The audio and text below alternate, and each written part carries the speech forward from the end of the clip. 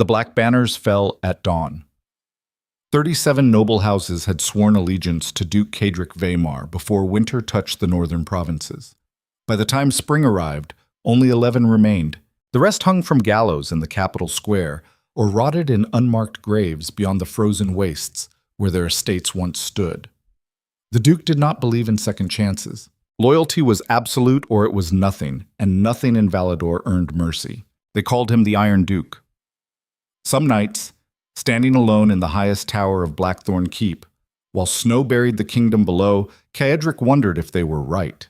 If somewhere between his father's assassination and his own ascension to power, the boy who once believed in honor had been replaced entirely by something colder, something necessary. He dismissed the thought as weakness and returned to his war maps. What the court never understood was that cruelty was not his nature.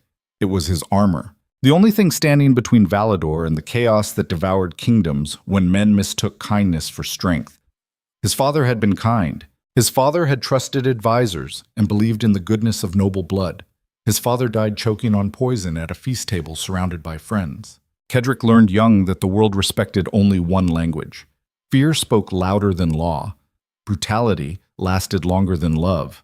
And if ruling meant becoming the monster parents used to frighten children into obedience, then he would be the nightmare the kingdom needed to survive. But survival had a price no one ever mentioned in songs about legendary rulers. It required becoming the kind of man who could watch a former ally beg for his children's lives and still give the execution order. The kind of man who slept 3 hours each night because trust was a luxury reserved for the dead. The kind of man who understood that the moment you allowed yourself to feel something genuine for another person, you handed them the sharpest blade pointed directly at your throat. Cedric had ruled Valador's northern provinces for 8 years without flinching. He had crushed rebellions before they formed and silenced dissent before it found a voice. He had built an empire on the principle that absolute control was the only defense against inevitable betrayal. Then the king sent him a bride wrapped in political necessity, and everything Cedric believed about power began to crack. Stay with me through this, because what happened next changed the fate of a kingdom. And if you think you know how this story ends, you're about to discover just how wrong certainty can be. Bang! The engagement announcement arrived during the Frost Moon Assembly, delivered by royal decree in front of 200 nobles gathered beneath the vaulted ceilings of Blackthorne's Great Hall. Cedric stood motionless on the raised dais while the king's messenger read the terms aloud. Lady Saraphina Ashford, only surviving daughter of the ruined House Ashford, would marry Duke Cedric Vaemar in exchange for military protection of the southern border territories. The union would strengthen the crown's hold over fractured provinces and secure Valador against foreign invasion. Political marriages were common as winter storms in noble circles. Cedric had expected this eventually. What he had not expected was the rage that surged through him when he understood the king was treating him like a piece on a war board instead of the man who actually controlled half the kingdom's military strength. Lord Garrett Thornwell, one of the few advisors Cedric tolerated, leaned close and kept his voice low. You could refuse. Cedric watched the messenger bow and retreat toward the massive oak doors. No, that's exactly what the crown wants. Refusal proves I'm a threat to royal authority. Acceptance makes me look controllable. So you'll marry the girl. I'll marry the arrangement. The girl is irrelevant. But even as he said it, Cedric felt the lie settle uncomfortably beneath his ribs. Nothing was ever truly irrelevant in the game of power. Every piece mattered. Every move created consequences that rippled outward like blood spreading across water. The assembly ended with false congratulations and thinly veiled assessments of weakness. Cedric endured the rituals with the same cold patience he applied to interrogations, offering nothing but the barest acknowledgement required by custom. When the last nobleman finally departed, he returned to his private study and poured a glass of winter wine that tasted like ash and old grudges. Garrett followed him inside and closed the door. She arrives in 3 days. I know. The Ashfords were bankrupt before the war. Their lands are worthless. The girl brings nothing to this marriage except a famous bloodline attached to empty coffers. Cedric stared at the maps covering his desk, territorial boundaries marked in red ink and black wax. Then she'll be easy to manage. Women raised in poverty understand survival. They know better than to bite the hand that feeds them. Garrett looked at him with something that might have been concern if either of them believed in sentiment. You don't know that. No. But Caedric knew what happened to people who underestimated him, and that knowledge had kept him alive longer than kindness ever could. Lady Saraphina Ashford arrived at Blackthorne Keep during the worst storm Valador had seen in a decade. Wind howled through the mountain passes like something dying. Snow fell so thick, the guards posted at the outer walls disappeared into whiteness 10 feet from their posts. The carriages bringing the bride and her meager retinue struggled through drifts that reached the horses' shoulders. Caedric watched from the tower window as the procession crawled toward the keep's gates. He had intended to meet her in the Great Hall with the full court present, a formal display of power that established exactly who controlled this arrangement. But something about the way the lead carriage fought through the storm made him change his mind. He descended the tower stairs and crossed the frozen courtyard alone, arriving at the main entrance just as servants pulled the carriage doors open. Wind tore through the space between stone walls, carrying snow and cold that bit through even the thickest winter cloaks. A gloved hand emerged first, pale against dark leather. Then she stepped down into the storm, and Caedric saw his future wife for the first time. She was not beautiful in the way court poets described noble women. No porcelain skin or golden hair that caught candlelight during feasts. Saraphina Ashford looked like someone who had survived something terrible and refused to apologize for the scars it left behind. Dark hair pulled back severely from a face too sharp to be conventionally pretty. Eyes the color of winter rivers, cold and depthless. She wore traveling clothes that had seen better years, patched carefully in places where fabric wore thin. She looked directly at Caedric with an expression that suggested she knew exactly who he was and had already decided he was not nearly as frightening as he believed. The entire courtyard seemed to hold its breath. "Your Grace," her voice cut through the wind without wavering. "I apologize for arriving during such weather. I'm told the northern provinces do not respect schedules." Caedric descended the entrance steps slowly, measuring her reaction. Most people looked away when he approached. They found reasons to study the ground or suddenly remember urgent business elsewhere. Survival instinct made them small in his presence. Saraphina held his gaze like she was daring him to blink first. "The North respects strength," Caedric said. "Everything else is negotiable." She smiled, but there was no warmth in it. How convenient. I was raised to believe the same thing. Something dangerous shifted in the air between them. Not attraction exactly, though Caedric felt his pulse quicken in a way that had nothing to do with anger. Recognition, maybe. The acknowledgement that she understood the game they were playing even if she did not yet know all the rules. He gestured toward the keep's entrance. "You must be freezing. My household staff will show you to your chambers. Will you not escort me yourself?" The custom, I believe, is for the groom to personally welcome his bride. Custom is for people who need tradition to tell them how to behave. I assume you're capable of walking through a hallway without guidance. Saraphina studied him with those cold river eyes, and Caedric had the uncomfortable sensation of being assessed and catalogued like an opponent before battle. "I'm capable of many things, Your Grace. You'll discover that soon enough." She moved past him toward the entrance, trailing snow and implications neither of them had spoken aloud. Caedric watched her disappear into the warmth of Blackthorne Keep and felt the first whisper of something he had not experienced in years. Uncertainty. Dinner that evening was meant to be a private introduction, just Caedric and Saraphina with minimal staff present. He had ordered the smaller dining hall prepared, the one with windows overlooking the northern valleys where lights from distant villages flickered like dying stars. Wine from the southern provinces, rich and red. Venison prepared with winter herbs. Everything calibrated to demonstrate wealth without excess, power without vulgarity. Saraphina arrived wearing a dress that had probably been expensive once, deep gray silk that spoke of former wealth now carefully maintained through necessity. She had not bothered with jewelry or elaborate styling, just herself, unadorned and unapologetic. They sat across from each other at a table large enough for 20. Servants poured wine and retreated to the edges of the room, present but invisible in the way good staff learned to become. Caedric raised his glass.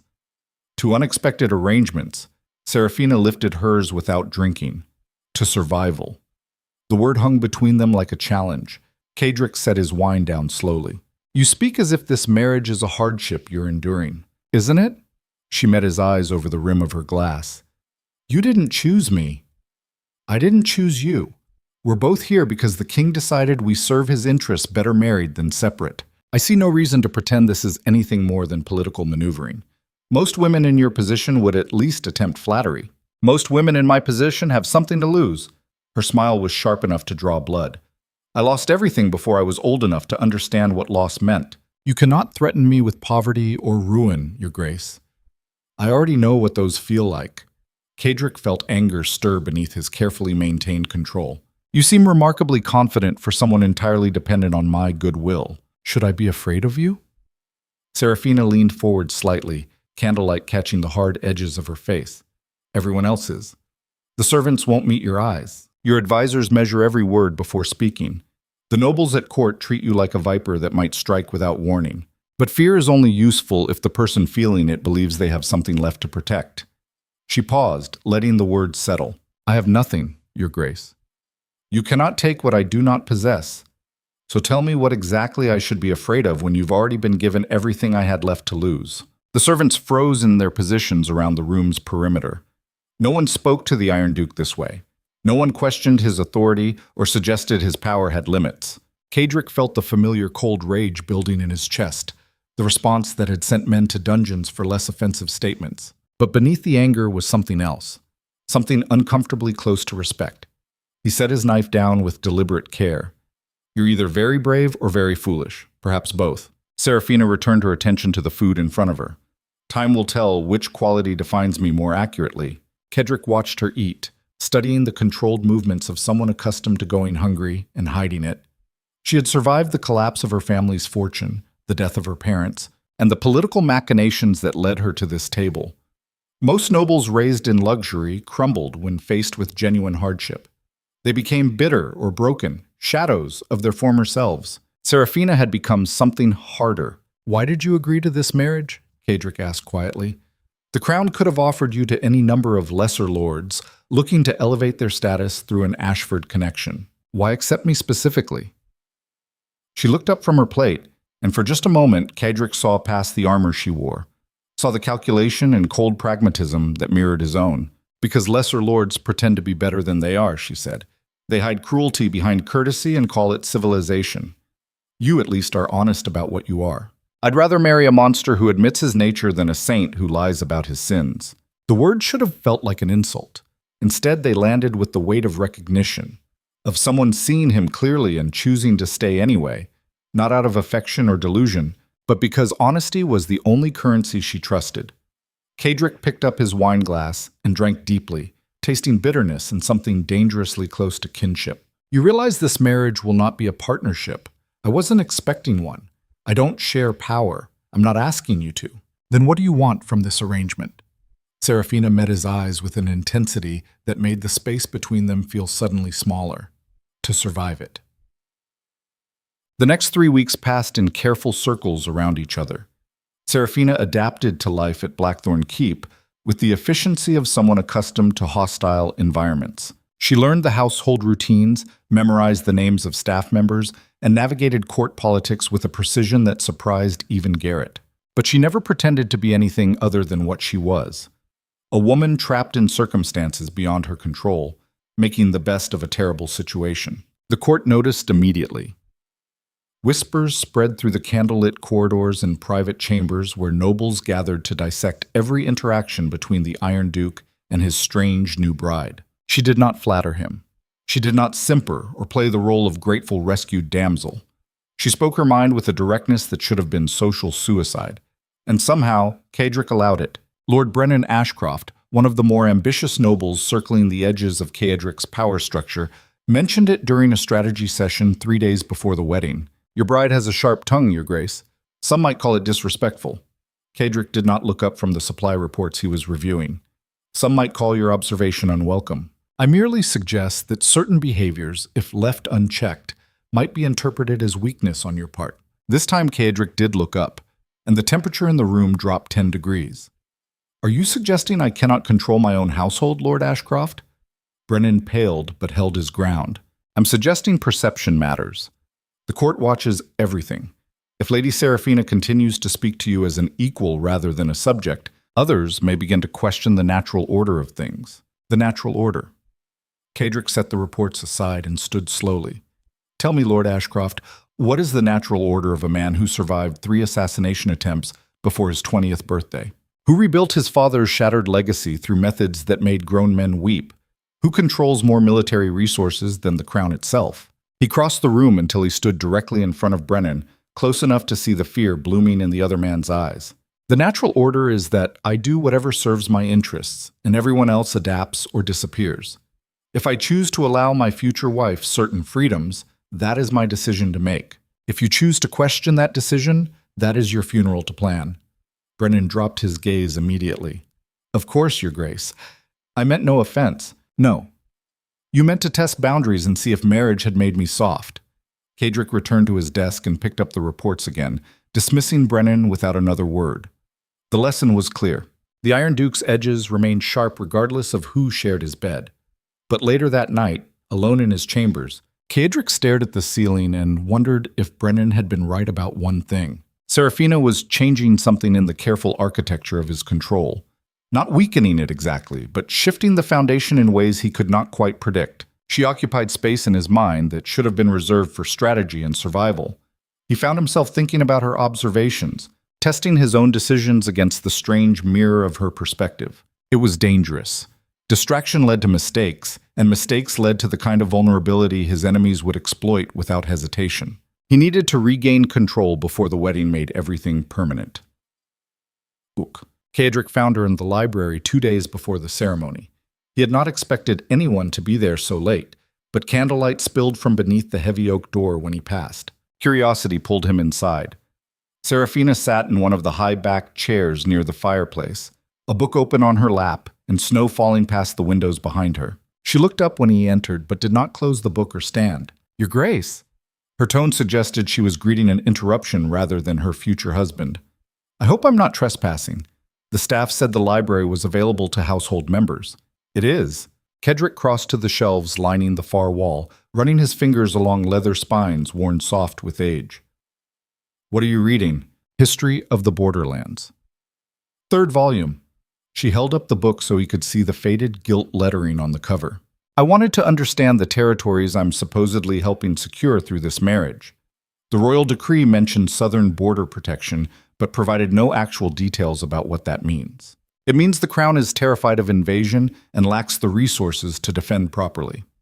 Cadric pulled a bottle of amber liquid from the cabinet built into the shelving and poured 2 glasses.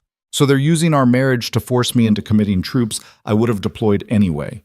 The king gets security without appearing weak, and I get a wife I didn't ask for. Everyone pretends it's political genius instead of mutual desperation. He handed her one of the glasses.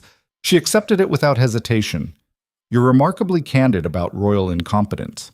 I'm remarkably tired of pretending politics is anything other than powerful people protecting their interests while calling it duty. Cadric settled into the chair across from hers. You wanted honesty. This is what honesty looks like. Saraphina sipped her drink and studied him over the glass rim. Most men in your position would never admit weakness or doubt. They'd rather die than let anyone see past the armor. Most men in my position are already dead. They just haven't realized it yet. Cadric gestured at the book in her lap. What have you learned about the Borderlands? That they're contested for good reason. Rich farmland, strategic river access, mineral deposits the crown desperately needs. Whoever controls those territories controls trade routes to 3 neighboring kingdoms. She set her glass down on the small table between them. I also learned that border conflicts have killed approximately 10,000 people over the last 6 years.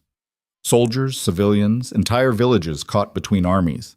Her voice remained steady, but Cadric heard the edge beneath the words. The judgment. War is expensive, he said quietly. In gold and blood, but sometimes the cost of not fighting is higher. Is it? Saraphina leaned forward, firelight catching the sharp planes of her face. Or is that what we tell ourselves to justify violence when negotiation becomes inconvenient? You think I enjoy sending men to die? I think you've convinced yourself necessity absolves you of guilt. That if the reasons are sound enough, the bodies stop mattering. The accusation hung between them like smoke. Cadric felt anger flare hot and immediate. The same rage that had ended other conversations with far more permanent consequences. But beneath the anger was something worse. Recognition. The uncomfortable possibility that she was right. You know nothing about the decisions I've had to make. No. But I know what those decisions cost. She gestured at the book again.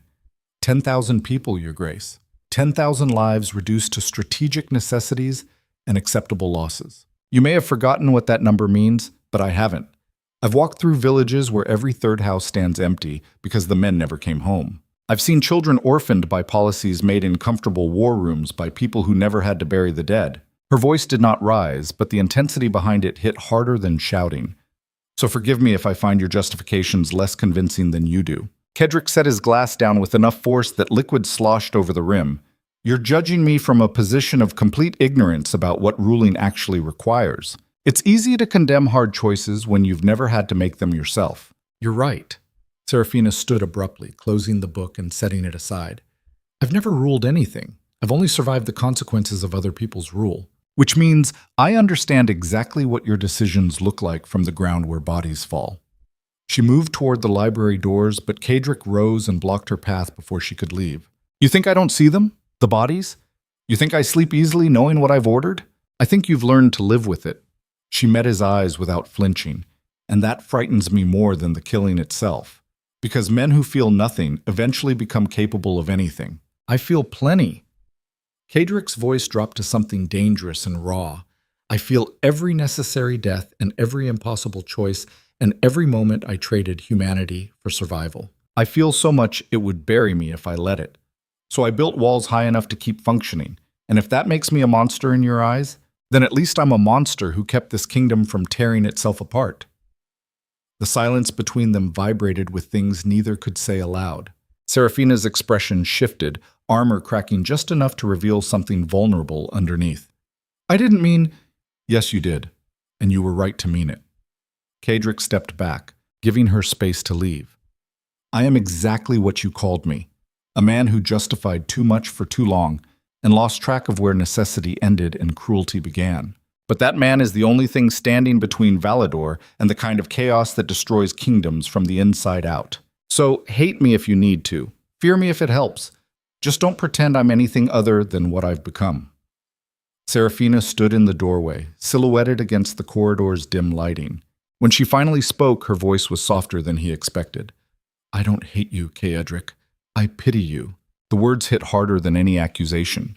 Cedric watched her disappear into the darkened hallway and wondered if pity was worse than hatred, if being seen clearly was more dangerous than being feared from a distance. He returned to his chair and poured another drink, staring into the fire until dawn broke cold and gray beyond the windows. The wedding took place during a rare break in the winter storms. Sun broke through clouds just long enough to cast pale light across Blackthorne Keep's courtyards, and nobles gathered from across the northern provinces to witness the Iron Duke claim his bride. Cedric stood at the altar in formal black, surrounded by armed guards and political necessity. Priests spoke words about sacred bonds and eternal commitment, but everyone present understood the truth. This was a transaction, an exchange of assets wrapped in ceremony and sealed with vows neither party believed. Saraphina walked toward him through rows of watching nobles, wearing a dress of deep crimson that looked like blood against fresh snow. She moved with the careful dignity of someone performing a role while refusing to disappear into it. When she reached the altar, their eyes met, and Cedric saw the same resigned determination he felt. They spoke the traditional vows in voices loud enough for the assembled court to hear, promises of loyalty and honor and partnership that meant nothing beyond the political shelter they provided. Cedric slid a ring onto her finger, heavy gold engraved with the Vaymar crest, a brand marking ownership more than love. The priest declared them bound before gods and witnesses. Cedric kissed his wife for the first time, a brief, formal press of lips that tasted like duty and winter wine. The court erupted in applause, and Saraphina smiled at the crowd with practiced grace. But when she turned back to face him, her expression was clear. Two strangers bound by law and circumstance, pretending this was anything other than survival. The celebration feast lasted until dawn. Nobles drank themselves into diplomatic comas, while musicians played endless variations on wedding themes. Cedric endured the ritual toasts and carefully worded congratulations, reading the calculations behind every smile. Houses that supported him, houses that feared him, houses already plotting how to exploit any weakness the marriage might create. Saraphina played her role flawlessly. She spoke with courtiers and accepted compliments and gave no indication this was anything other than the happiest day of her life. But Cedric saw the exhaustion gathering in her eyes as hours stretched into darkness. Near midnight, he leaned close enough for only her to hear. "You're permitted to retire if the performance is wearing thin. Is that permission or command? Consider it professional courtesy. Even prisoners get time away from their cells." She looked at him with something that might have been appreciation if either of them believed in sentiment. "Thank you." Saraphina excused herself gracefully, and Cedric watched her disappear toward the private chambers that were now nominally hers. The court would expect him to follow eventually, to consummate the marriage according to tradition. The thought left him colder than the winter storms. He had taken many things through force or strategy over the years: lands, loyalty, lives. But this felt different, more permanent, more invasive. Saraphina was his wife by law, but ownership on paper did not translate to genuine possession. And Cedric realized with uncomfortable clarity that he did not want to own her, did not want to reduce her to another asset controlled and cataloged. He wanted something far more dangerous. He wanted her to choose him. The realization was terrifying enough that Cedric poured another glass of wine and forced himself to think about anything else. Weeks passed in careful distance. Saraphina occupied her chambers, Cedric occupied his, and the court gossiped endlessly about what that distance might mean. Whispers suggested the marriage was already failing, that the Iron Duke could not satisfy his bride, or the bride had proven barren, or any number of scandalous explanations for why the newlyweds maintained separate lives. Cedric ignored the talk. He had more immediate concerns than court speculation. The southern border territories were destabilizing faster than predicted. Raiders from neighboring kingdoms had grown bold, attacking supply caravans and burning villages along the frontier. The crown demanded Cedric deploy troops immediately, but intelligence reports suggested something more organized than random banditry. Someone was funding and coordinating the attacks, which meant someone was testing his defenses while he was distracted by marriage. Cedric called a council meeting to address the situation. Garrett attended, along with Lord Matthias Corvain, his military commander, and several other advisors whose loyalty had been purchased with gold or terror. "The raids are escalating," Matthias reported, spreading maps across the table. "They hit 3 villages last week, stealing grain stores and killing anyone who resisted. Local militias are begging for reinforcements. Send 2 companies from the northern garrison." Cedric studied the marked locations, noting the pattern. "Position them here and here. I want raiders caught, not chased. Dead bandits send better messages than survivors." "The Crown is already questioning why you haven't responded more aggressively," Garrett added carefully. "They're suggesting your marriage has made you cautious. The Crown can suggest whatever keeps them feeling important." Cedric dismissed the concern with a gesture. "I'm not wasting resources on shows of force when strategic deployment achieves better results. If the king wants aggressive, he can send his own troops. This could be an opportunity," Lord Ashcroft suggested from the far end of the table. "A chance to demonstrate strength and silence those questioning your commitment to Valador's security." Cedric looked at him coldly. "Are you questioning my commitment, Ashcroft? I'm merely observing that perception shapes reality. If the court believes a marriage has weakened you, then the court is welcome to test that theory personally." Cedric stood, ending the meeting with the finality of an execution order. "Deploy the troops as I specified. Send reports daily. And anyone suggesting I've become weak is invited to challenge me directly so we can resolve their concerns permanently." The advisors filed out quickly, leaving only Garrett behind. "You're pushing them hard," Garrett said quietly, once the others were gone. "They need pushing. The moment I show actual weakness, half these lords will sharpen knives and practice their backstabbing." Cedric returned to the maps, tracing raid patterns with one finger. "Fear is the only thing keeping this alliance functional. And your wife? What about her? The court notices you barely speak to each other, that you maintain separate chambers. Some are speculating the marriage is a facade. Some are correct." Cedric looked up at his oldest advisor, the closest thing he had to a friend. "It is a facade. A political arrangement that serves practical purposes and nothing more." Garrett studied him with the uncomfortable perception of someone who had known him too long. "Is that what you believe or what you're trying to convince yourself is true?" The question landed heavier than intended. Cedric felt something shift in his chest, a crack in the armor he'd maintained for years. "What I believe is irrelevant. What matters is maintaining control." Control over the kingdom or over yourself? Both. Kedrick turned away, staring out the window at snow falling over the courtyard below. Always both. That evening, Kedrick found Saraphina in the great hall speaking with servants about winter preparations. She stood near the massive fireplace, surrounded by household staff discussing food stores and heating fuel like she actually cared about their comfort. The servants looked at her with something Kedrick rarely saw directed toward nobility. Respect earned rather than demanded. He waited until the conversation ended and the staff dispersed before approaching. Plain lady of the manor? Saraphina turned to face him, brushing snow from her sleeves. Someone should. Half these people haven't received proper winter provisions because your household steward is embezzling supplies and selling them to neighboring estates. Kedrick felt anger flash cold and immediate. That's a serious accusation. It's a provable fact. She gestured toward the servants' quarters. I spent the last week talking to staff members about household operations. 3 separate people mentioned shortages that shouldn't exist given the budgets allocated for winter stores. Either your steward is incompetent or corrupt, and I don't think you hire incompetent people. How long have you known? 4 days. I wanted to confirm before bringing it to your attention. Kedrick studied her carefully, reassessing assumptions about what his wife did with her time. You could have ignored it. Could have let the servants suffer and minded your own business. I could have. Saraphina met his gaze directly. But I didn't come here to be a decorative object in your collection. If I'm going to survive this marriage, I need to be useful. And addressing household corruption seems more valuable than planning dinner parties. The practicality of her response was almost charming. Kedrick gestured toward his study. Come with me. They walked through Blackthorne's corridors in silence, Saraphina keeping pace beside him without question. When they reached the study, Kedrick closed the door and pulled records from the locked cabinet where he kept financial accounts.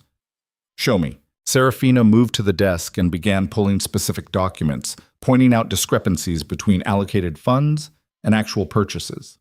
The evidence was damning once someone knew where to look. His steward had been stealing systematically for at least 2 years, small enough amounts to avoid immediate detection, but significant over time. Kedrick felt the cold rage building that always accompanied betrayal. How much total? Nearly 40,000 in gold based on these records. Possibly more if he's been manipulating earlier accounts. 40,000. Enough to fund a small army or bribe significant political influence. Enough that his steward should have been executed the moment suspicion arose. What would you recommend? Kedrick asked quietly, curious what she would suggest. Saraphina looked up from the documents. Publicly or privately? Both. Publicly, you execute him as an example. Make it brutal enough that no one else considers theft from House Vaymar. Privately, you determine who he was selling supplies to and why. 40,000 in gold suggests deeper conspiracy than simple greed. The answer demonstrated the same ruthless pragmatism Kedrick applied to problems. No mercy, no hesitation, just cold assessment of what needed to happen. You've thought about this carefully. I've had time to think about many things since arriving here. Saraphina closed the financial records and stepped back from the desk. You rule through fear, but you're not watching carefully enough. People steal when they believe they won't be caught, which means your surveillance has gaps. And you discovered those gaps in 4 days. I discovered them by doing something you apparently never do. I talked to the people who actually run this household and listened to what they said. The observation stung because it was accurate. Kedrick relied on reports from senior staff, never considering that junior servants might provide better intelligence about daily operations. He had been so focused on external threats that he missed the rot growing inside his own fortress. I'll handle the steward personally, he said finally, and I want you to continue reviewing household operations. If there are other problems, I need to know. Saraphina's expression shifted slightly. You're trusting me with oversight of your household? I'm utilizing available resources effectively. You've demonstrated competence and attention to detail. Wasting that would be stupid. And whatever else I am, I'm not stupid. She smiled, a real smile this time, sharp and dangerous. Most men would be threatened by a wife who exposed their failures. Most men are idiots drowning in ego. Kedrick returned to the financial records, already planning the steward's very public execution. I'm more interested in fixing problems than protecting pride. That makes you rare. That makes me pragmatic. He looked up at her, seeing the intelligence burning behind those cold river eyes. But thank you for finding this and bringing it to my attention instead of using it as leverage against me. Saraphina studied him for a long moment. We're on the same side of this arrangement, Cadric, whether we like it or not. Your survival benefits me, and my survival benefits you. Basic alliance logistics. Basic alliance logistics. The phrase was so perfectly transactional that Cadric almost laughed, which would have been dangerous because laughter suggested something softer than the armor he maintained. The steward hangs at dawn, he said instead. I want the entire household present to watch. Make sure the staff understands this is the consequence of theft. Understood. Saraphina moved toward the door, then paused. For what it's worth, I'm sorry you have to do this. Don't be. People who betray trust deserve exactly what they get. She looked back at him with an expression he could not quite read. Sometimes I wonder if you actually believe that, or if you've just repeated it enough times that it sounds like truth. The door closed behind her before Cadric could respond. He sat alone in his study, surrounded by evidence of betrayal and the uncomfortable realization that his wife saw through him more clearly than anyone had in years. It should have felt threatening. Instead, it felt almost like relief. The steward died screaming. Cadric had him hanged in the main courtyard with every servant, guard, and household member forced to attend. The man begged for mercy right up until the rope snapped tight and his neck broke with a sound that echoed off stone walls. Saraphina stood beside Cadric on the raised platform, watching without flinching. When it was over and the body stopped swinging, she turned to the assembled staff. Theft from this house is theft from everyone who depends on it for shelter and safety. Remember what you saw here today. Remember the price of betrayal. Her voice carried across the courtyard with unexpected authority. The servants listened with the same respect Cadric had noticed before, like they believed she actually cared whether they lived or died. After the crowd dispersed and guards removed the body, Cadric found himself walking with Saraphina through snow-covered gardens behind the keep. You handled that well, he said. I've seen enough death to recognize it. Saraphina pulled her cloak tighter against the cold. Watching one more execution isn't difficult. Most noble ladies would have fainted or fled. Most noble ladies weren't raised in houses falling apart around them. She stopped beside a frozen fountain, tracing patterns in ice with one gloved finger. My father's creditors came for everything when I was 12.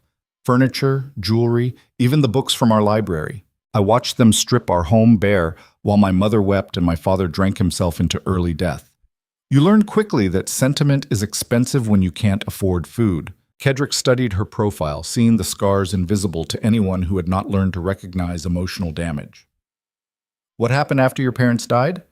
Distant relatives took me in as charity. Treated me like a servant they occasionally remembered to feed. She met his eyes directly. I survived by being useful and invisible. By never complaining or asking for anything I couldn't provide myself. By understanding that family meant nothing compared to practical value. Is that why you're so calm about this marriage? Because you've already lowered your expectations below disappointment? No. Saraphina's smile was bitter as winter wind. I'm calm because I chose this. I could have refused the king's arrangement and spent the rest of my life dependent on relatives who resented my existence. Instead, I chose a different prison with better resources and a husband too focused on power to notice whether I'm happy. The honesty was brutal enough to hurt. Cadric felt something twist in his chest, an emotion he had not allowed himself to feel in years. Guilt, maybe, or shame. Recognition that his wife viewed their marriage as a slightly better version of the suffering she'd already endured. You think I don't notice anything beyond power? I think you notice what serves your interests. Saraphina turned away from the fountain, heading back toward the keep. Everything else is noise you've trained yourself to ignore. The words stayed with Cadric long after she disappeared inside, settling into the spaces between thoughts like snow gathering in corners where wind could not reach them. Tshi! Spring arrived slowly, reluctant to release winter's grip on the northern provinces. Snow melted into mud that made roads impassable. Rivers swelled with runoff, flooding villages built too close to banks. And the raids along the southern border escalated from nuisance to genuine crisis. Matthias delivered the latest reports during a strategy meeting that stretched past midnight. We've lost 6 villages in the last month. Raiders are better armed than expected and coordinated enough to avoid our patrols. This isn't random banditry anymore. It never was. Cadric studied maps marked with attack locations. seeing patterns that suggested professional military planning. Someone's funding this. Someone with resources and strategic knowledge. Do we have suspects? Garrett asked. Kaedric traced a line between targeted villages. 3 possibilities. Either a neighboring kingdom is testing our defenses before committing to full invasion, or internal nobles are trying to destabilize my authority, or the crown itself is creating problems they can blame on my inadequate protection. You think the king would attack his own territories? I think desperate monarchs do desperate things when they feel control slipping. Kaedric set down his charcoal marker and faced his advisors. Double patrols along the border. I want scouts investigating beyond our territory, gathering intelligence on who's supplying the raiders, and send a message to the crown that continued raids will result in me taking independent military action regardless of royal approval.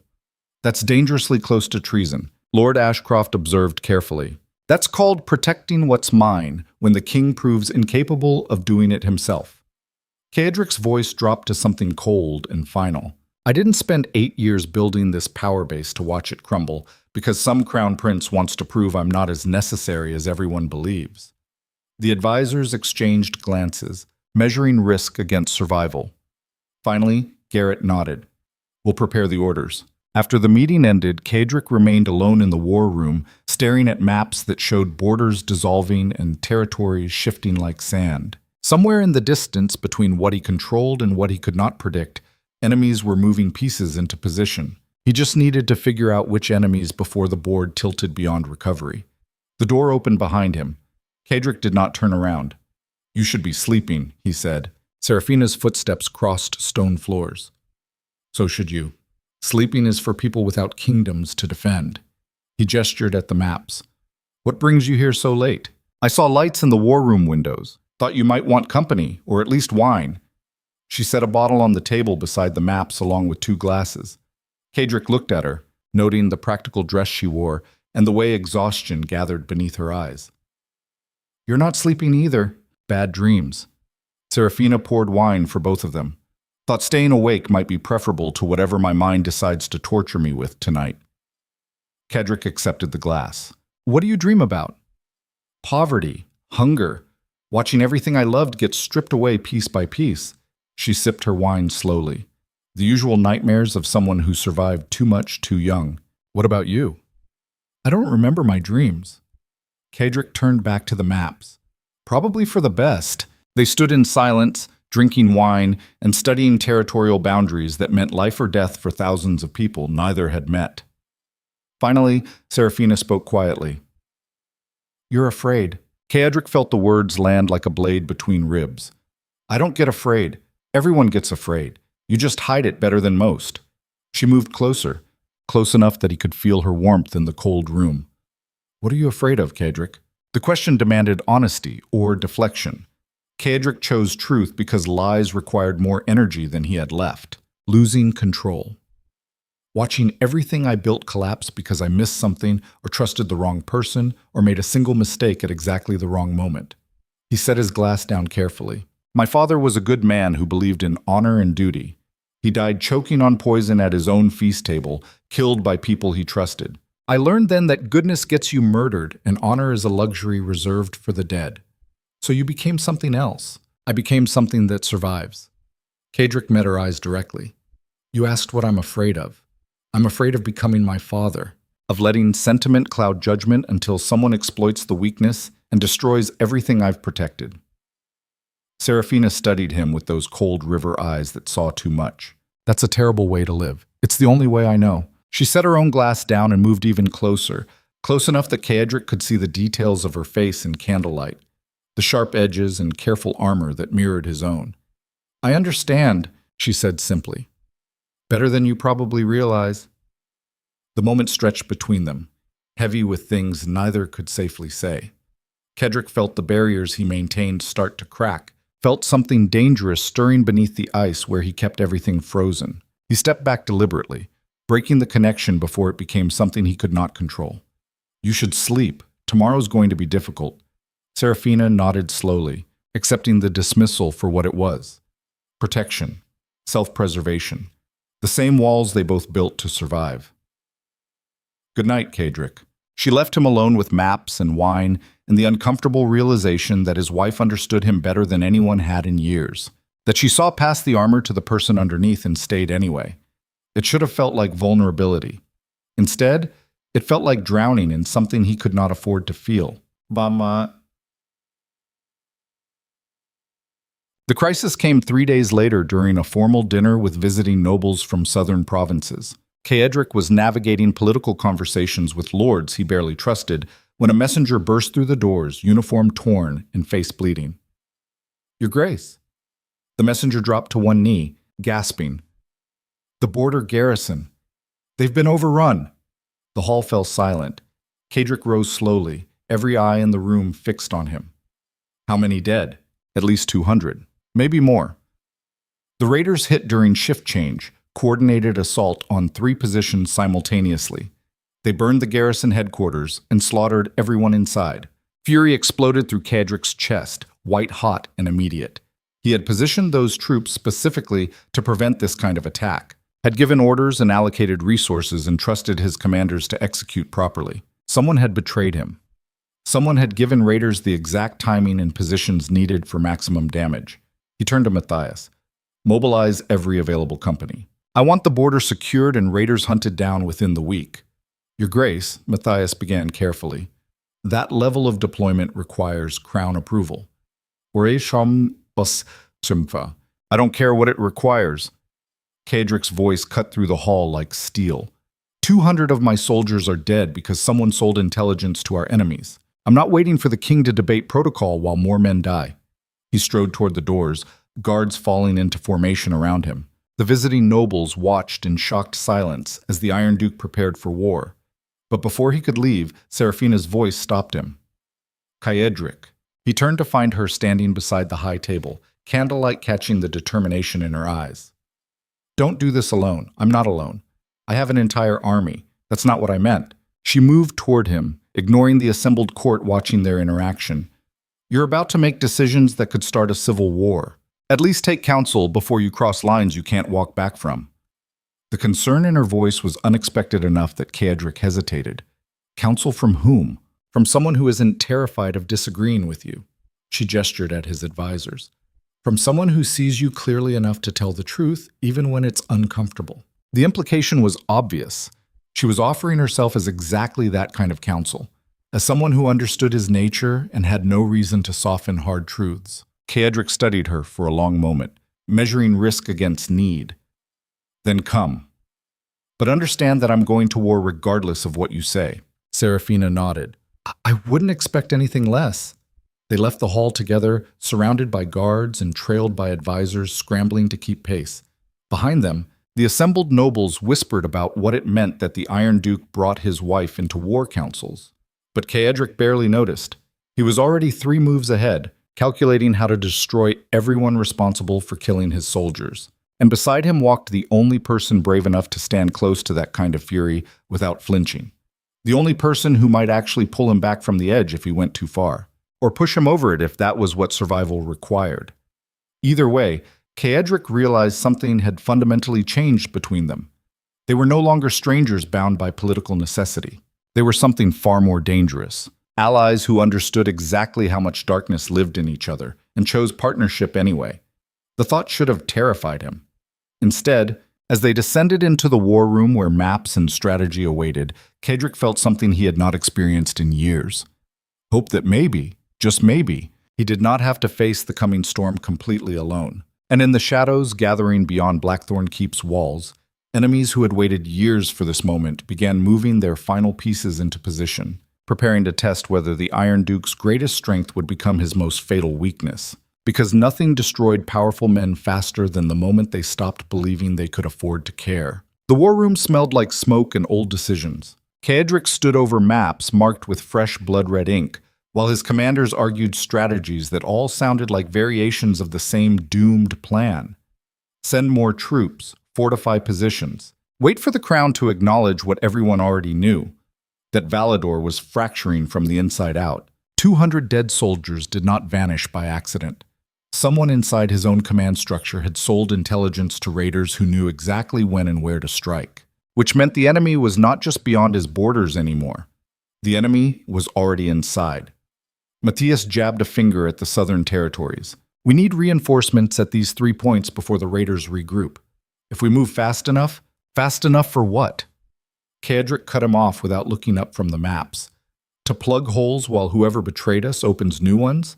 We're fighting symptoms while the disease spreads. Then what do you suggest? Lord Ashcroft leaned forward with barely concealed eagerness.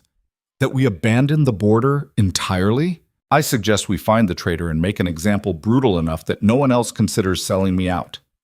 Kaedric finally raised his eyes, scanning the room with cold precision. Someone in this command chain gave raiders exact troop movements and shift schedules. That level of detail only exists at senior levels. The temperature dropped 10 degrees. Every man in the room suddenly found reasons to avoid direct eye contact. You're accusing your own advisors of treason? Ashcroft's voice carried just enough outrage to sound defensive rather than innocent. I'm stating facts.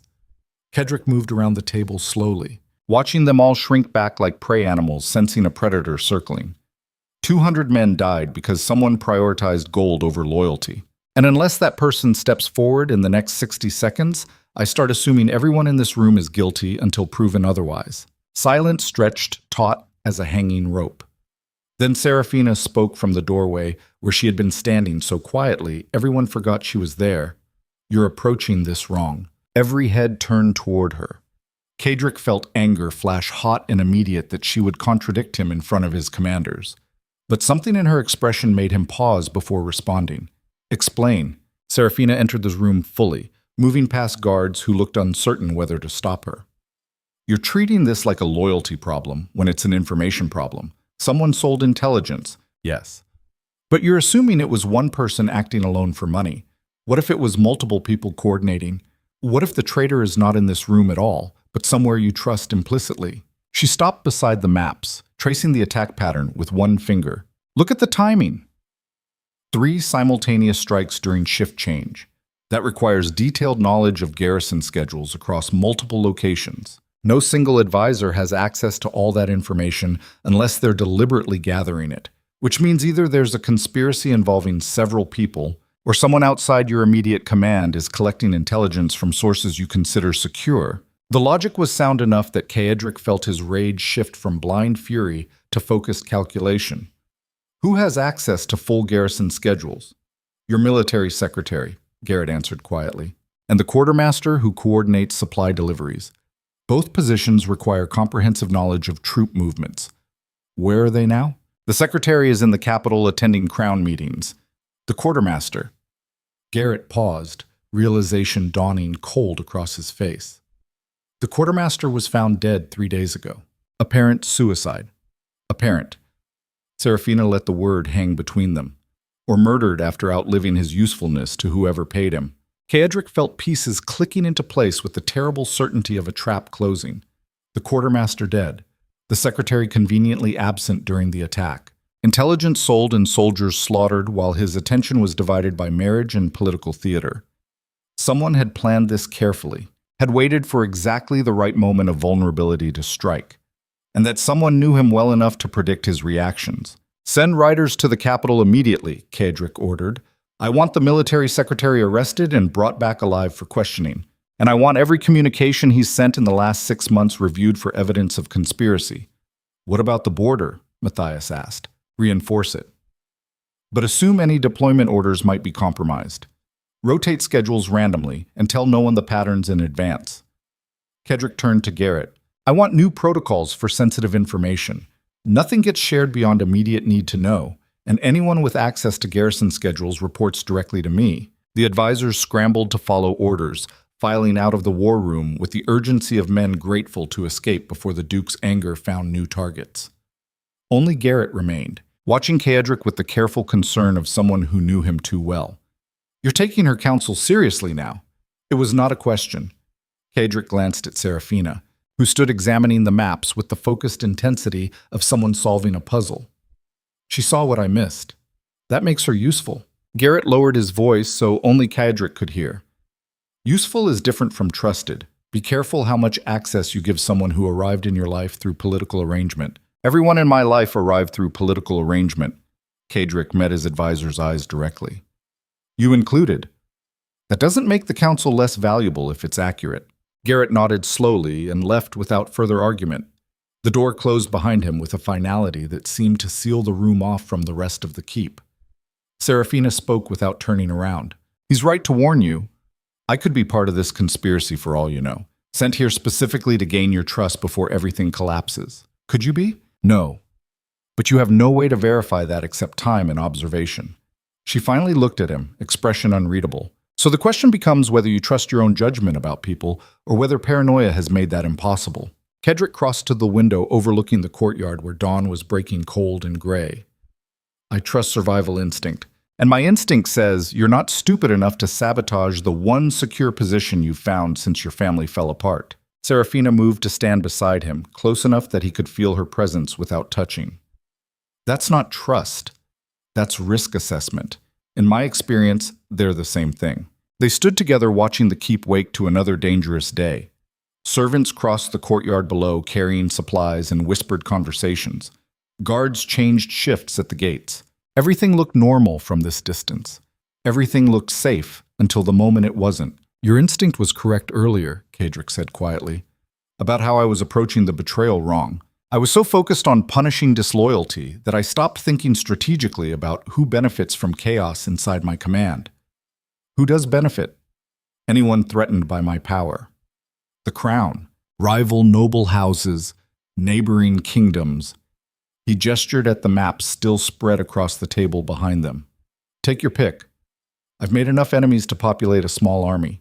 Then maybe the question is not who betrayed you, but who orchestrated circumstances that made betrayal possible. Saraphina turned to face him directly. You're the most dangerous man in Valador. People don't attack you head on, because that's suicide. They wait for moments of distraction or vulnerability. They create conditions that force you to divide your attention. Like a political marriage timed exactly when border tensions escalate. The implications settled between them with the weight of something neither wanted to examine too closely. That their entire union might have been designed specifically to weaken Kedrick's focus, to make him vulnerable in ways brute force never could. If that's true, Saraphina said slowly, then we're both pawns in someone else's strategy. I don't accept being a pawn. Neither do I. Her smile was sharp as winter wind, which means we either figure out who's moving the pieces or we burn the whole board and start over. Kedrick studied her in the pale morning light, seeing the same ruthless pragmatism he recognized in himself. The same willingness to do whatever survival required without apology or hesitation. You're more dangerous than you look. I've been surviving on dangerous my entire life. Saraphina moved back toward the war maps, already thinking 3 moves ahead. The difference is, I'm choosing to aim it at your enemies instead of you. Why? Because your survival is mine, and I'm tired of barely surviving when I could be winning. The military secretary arrived 3 days later in chains.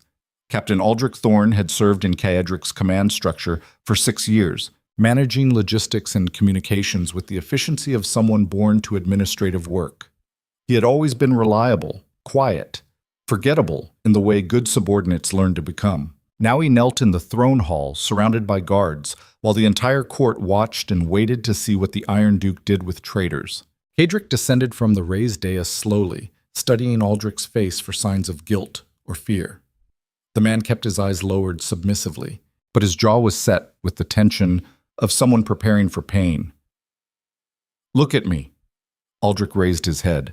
His eyes were empty of everything except resignation. You sold garrison schedules to raiders who killed 200 of my soldiers.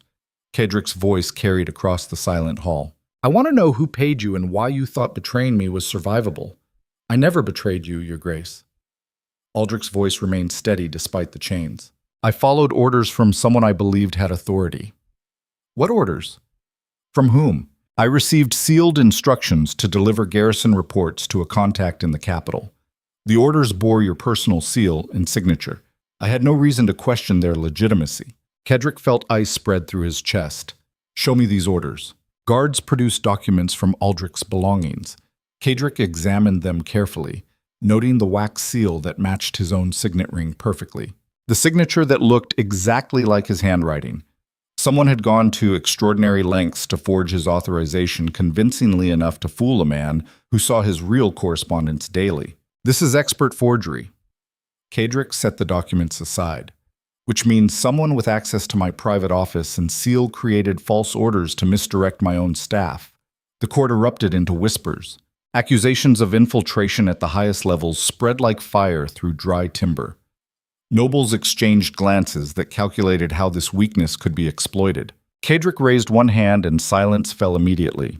Captain Thorne, you're either an exceptional liar or a victim of the same conspiracy that killed 200 soldiers. He studied the man's face, looking for deception. Which is it? I swear on everything I am, Your Grace. I believe those orders were legitimate. Aldrich's voice cracked slightly. I would never knowingly betray you or the men under our command. The ring of truth in those words was impossible to fake. Kadrick had interrogated enough liars to recognize genuine desperation when he heard it. He turned to Garrett. Search my private office. I want every document, every seal, every piece of correspondence examined for evidence of tampering. And I want to know who had access beyond immediate staff. Garrett bowed and departed immediately. Kadrick returned his attention to Aldrich, weighing options. If you're innocent, someone went to great effort to make you look guilty. If you're lying, you're the best liar I've ever encountered. Either way, you're useless to me in chains. He gestured to the guards. Release him. The court gasped collectively. Nobles leaned forward in shock that the Iron Duke was freeing someone accused of treason. But Kadrick was not finished. Captain Thorne, you're stripped of rank and dismissed from military service effective immediately. You're also confined to Blackthorne Keep under guard until this investigation concludes. If evidence proves your guilt, you'll die slowly. If evidence proves your innocence, you'll be compensated for the humiliation and reinstated with honors. Do you understand? Aldrich stood slowly as chains fell away, rubbing wrists raw from iron. I understand, Your Grace, and thank you for the chance to prove my loyalty. Don't thank me yet. Proving loyalty to me is often more painful than betraying me. Aldrich was escorted from the hall by guards who looked uncertain whether they were protecting an innocent man or guarding a traitor. The assembled nobles watched with barely concealed fascination as the Iron Duke demonstrated exactly the kind of unpredictable ruthlessness that made him so feared. Saraphina approached from where she had been observing near the walls. That was risky. If he is guilty, you just gave him freedom to cause more damage. If he is guilty, he'll make mistakes trying to contact whoever manipulated him. Kadrick moved toward the private corridors behind the throne, and I'll be watching every move he makes until those mistakes reveal the real enemy. You're using him as bait. I'm using every resource available, including the possibility of his innocence. They walked together through stone passages lit by torches that cast dancing shadows across ancient walls. Servants bowed and scattered as they approached, reading the Duke's mood correctly and choosing discretion over proximity. Saraphina kept pace beside him without effort. You believe him. I believe someone is playing a deeper game than simple treason. Kadrick stopped at the entrance to his private study, the room where he kept confidential documents and made decisions that shaped kingdoms. If they forged my seal convincingly enough to fool experienced staff, they have access I didn't know existed. That level of infiltration means the threat is closer than I realized. He pushed open the heavy door and immediately knew something was wrong. Papers that should have been organized sat scattered across the desk. Wax seals lay broken and discarded. The locked cabinet, where he kept his personal signet ring, stood open, hinges bent like someone had forced it recently. Kadrick crossed to the cabinet in 3 strides, checking the hidden compartment where the ring should have been secured. Empty. The signet was gone, likely stolen weeks ago while he had been distracted by marriage preparations and border conflicts. Someone had walked into his private sanctuary and taken the one object that could forge his authority perfectly. He turned to find Saraphina examining the scattered documents with focused intensity. These are all correspondence related to garrison deployments and supply schedules. Whoever broke in knew exactly what they were looking for. They also knew my patterns well enough to choose a time when I wouldn't notice immediately. Kadrick felt fury building beneath the ice he maintained. This wasn't opportunistic theft. This was planned months in advance by someone who studies me closely enough to predict my blind spots. Who has access to your private office? Myself, Garrett, my personal steward. He paused, running through mental lists. And you, technically, as my wife, though you've never entered before today. Saraphina looked up sharply. Are you accusing me? I'm stating facts. You have access. That makes you a potential suspect regardless of what I believe personally. The words hung between them, sharp and dangerous. Saraphina set down the document she was examining and moved closer, close enough that Kaedric could see anger burning behind those cold river eyes. If I wanted to destroy you, I wouldn't need stolen seals or forged orders. I could poison your wine at dinner or slit your throat while you sleep. Her voice dropped to something deadly quiet. I married you for protection and security, not to orchestrate your downfall. If you can't see the difference, then you're more paranoid than I realized. Paranoia has kept me alive this long, and it's going to kill you eventually if you can't tell the difference between enemies and allies. She turned toward the door. I'm not your enemy, Kaedric, but I'm not going to beg you to believe that either. Trust your instincts or don't.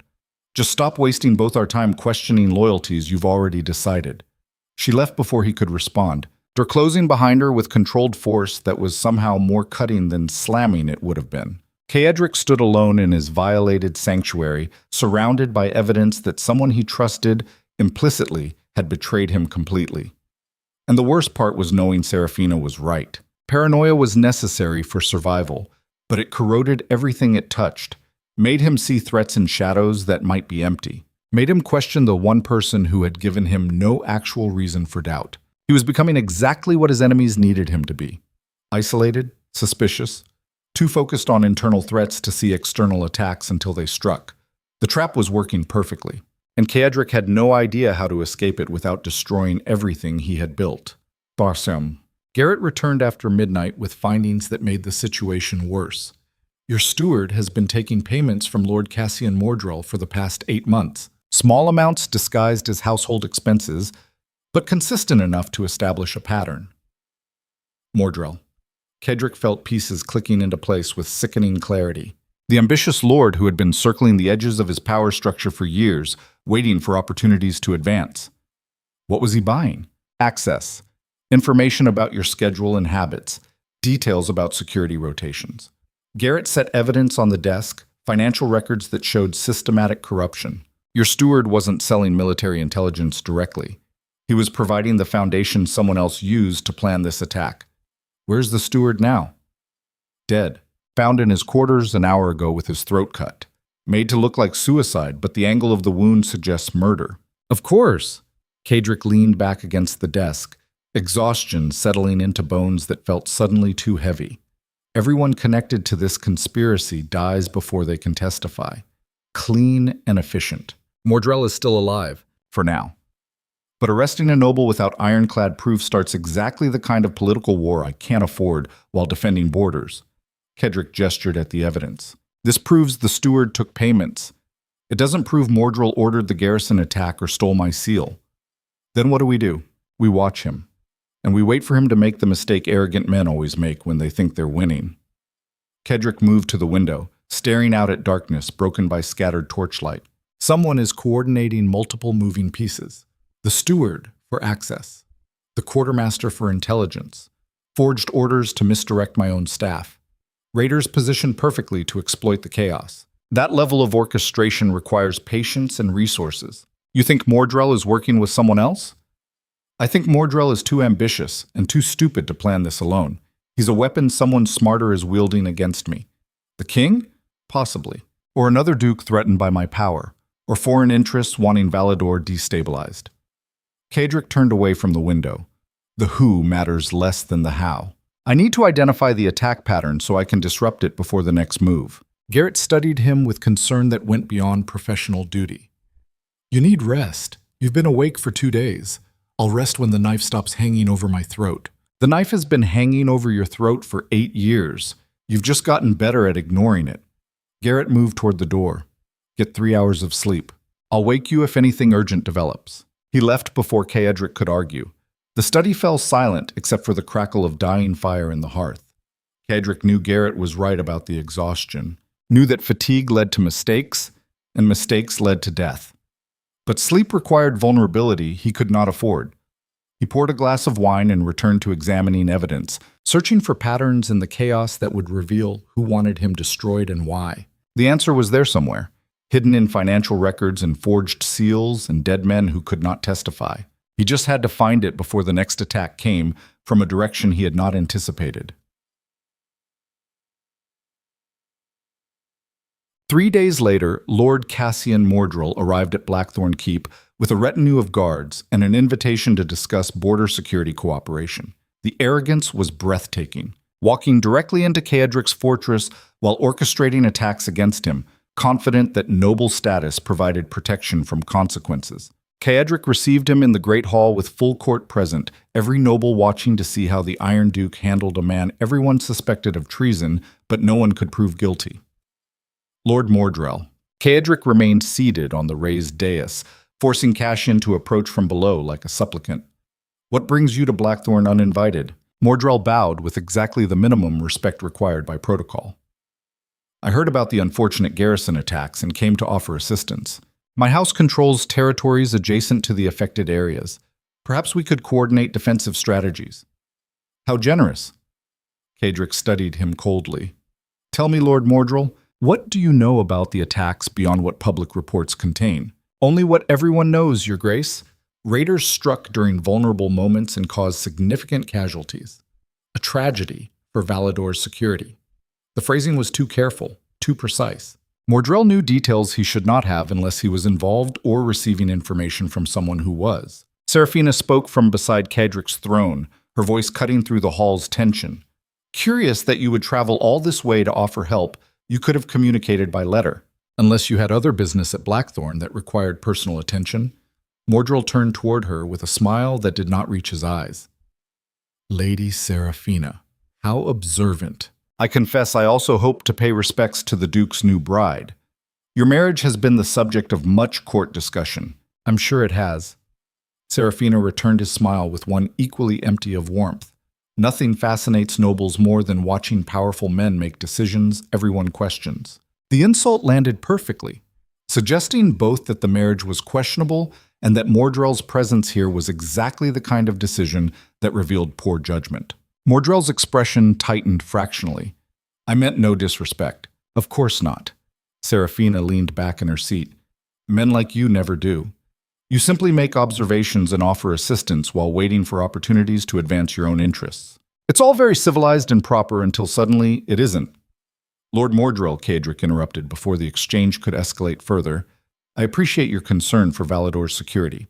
However, I'm satisfied with current defensive arrangements. Your assistance is unnecessary." The dismissal was absolute. Mordril had been given the minimum courtesy required, and nothing more. He stood in the center of the Great Hall while the assembled court watched his humiliation. But instead of retreating gracefully, Mordril made the mistake arrogant men always made. He pushed back. "With respect, Your Grace, current defensive arrangements appear inadequate given recent casualties. Perhaps fresh perspective would benefit."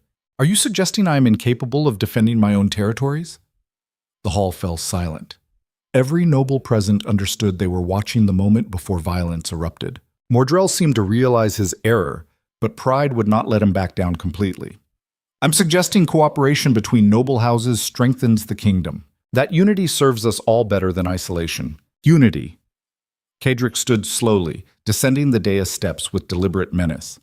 "You speak of unity while my steward dies mysteriously after taking payments from your house, while forged orders bearing my seal create confusion that gets soldiers killed, while raiders attack with intelligence that could only come from inside my command structure." He stopped directly in front of Mordril, close enough to see fear bleeding through the nobleman's facade. "So tell me, Lord Mordril, what kind of unity are you actually proposing?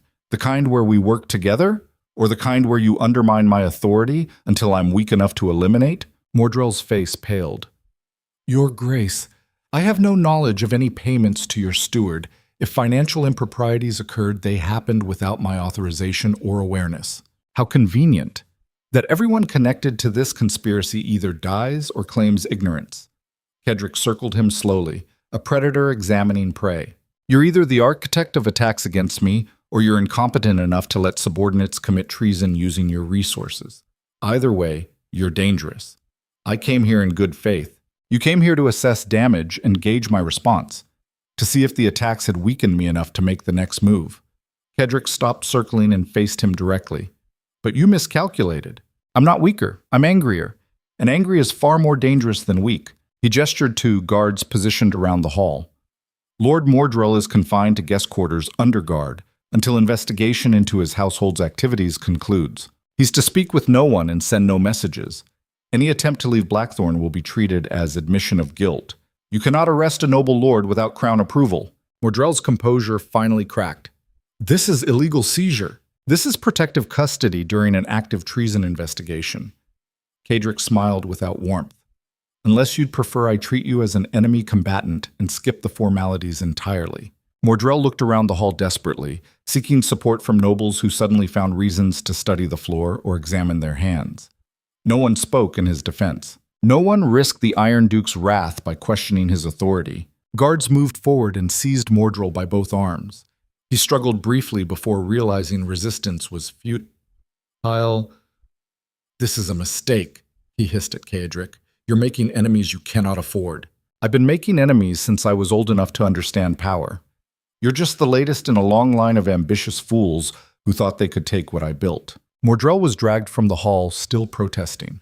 The heavy doors closed behind him with a finality that echoed through the sudden silence. Cedric turned to face the assembled court.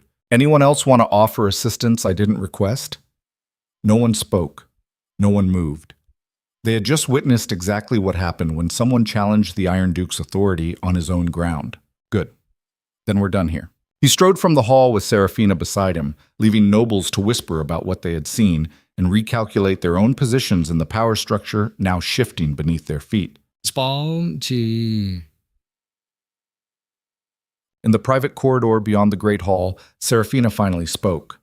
That was reckless. That was necessary. Cedric did not slow his pace.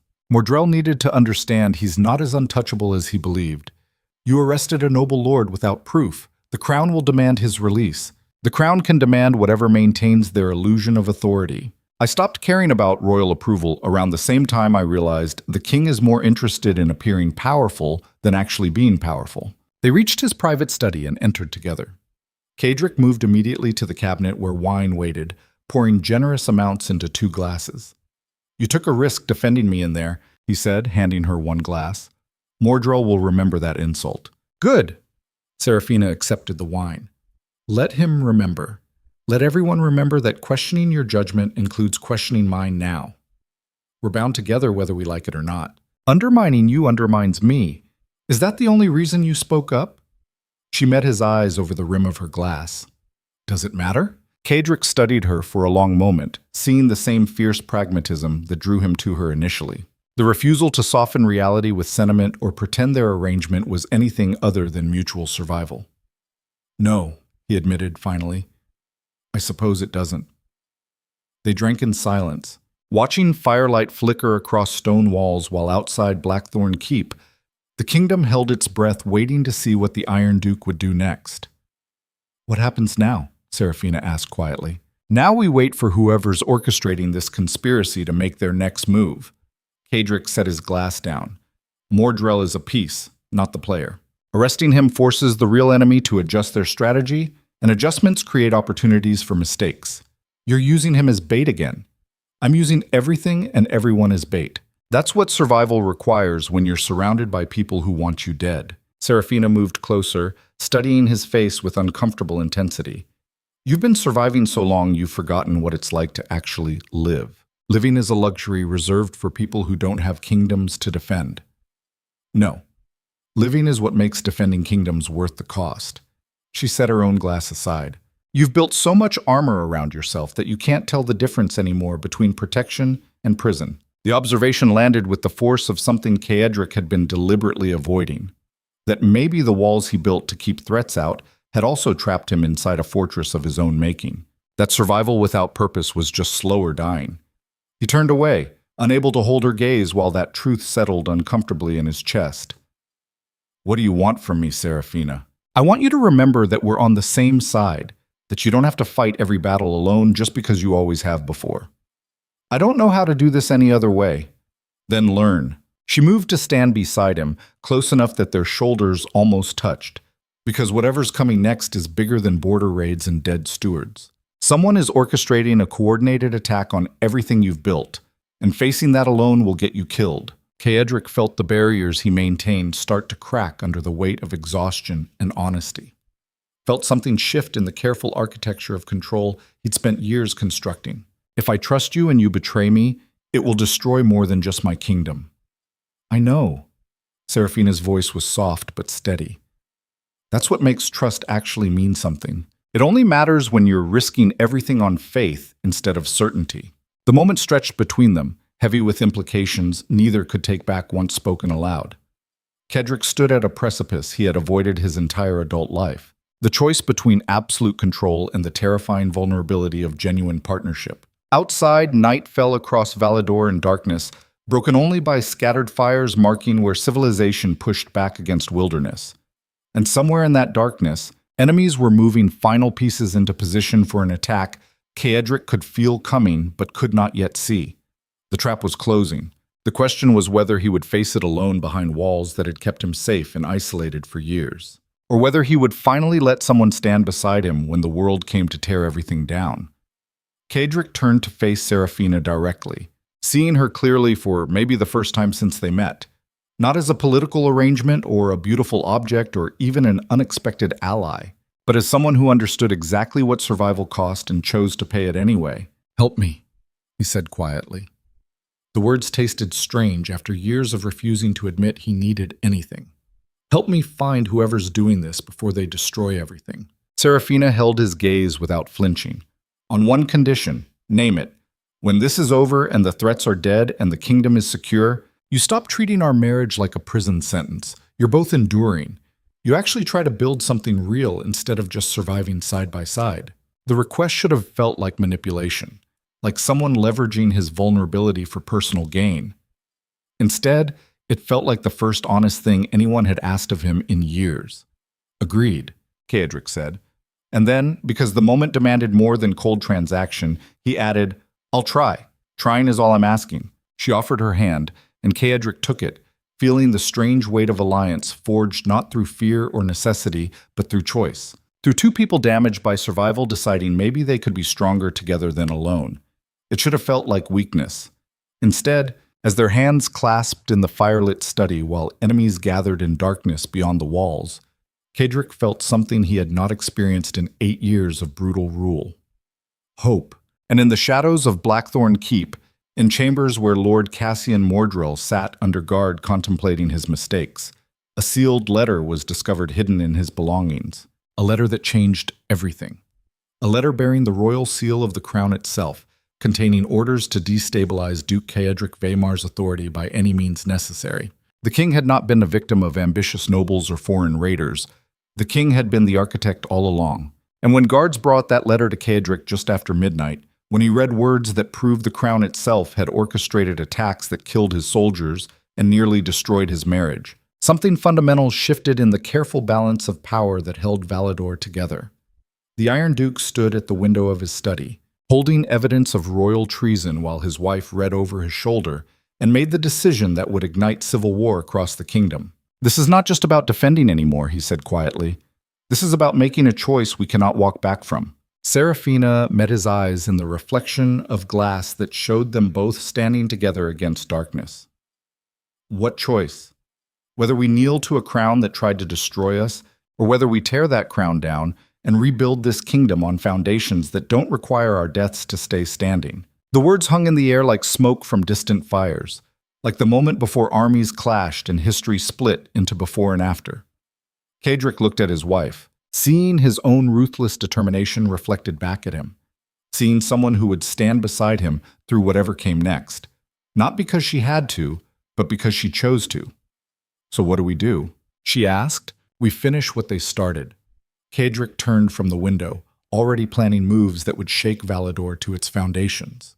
"We gather evidence, we build alliances, we prepare for war against the crown itself, and then we take everything they tried to steal from us and burn their world to ash." Seraphina smiled, sharp and dangerous as winter wind. "When do we start?" "Now." They moved together into the darkened corridors of Blackthorne Keep, two people bound by more than marriage now, bound by choice and fury, and the absolute certainty that survival required becoming exactly the monsters the kingdom always feared they were. Behind them, the letter bearing the royal seal lay on Cedric's desk like a declaration of war. And ahead of them, in the cold northern night where stars burned indifferent above human conflicts, the future of Valador hung in the balance between tyranny that called itself tradition and revolution that would be written in blood. The Iron Duke and his fierce bride had made their choice. Now the kingdom would learn the price of trying to destroy people who had nothing left to lose except each other.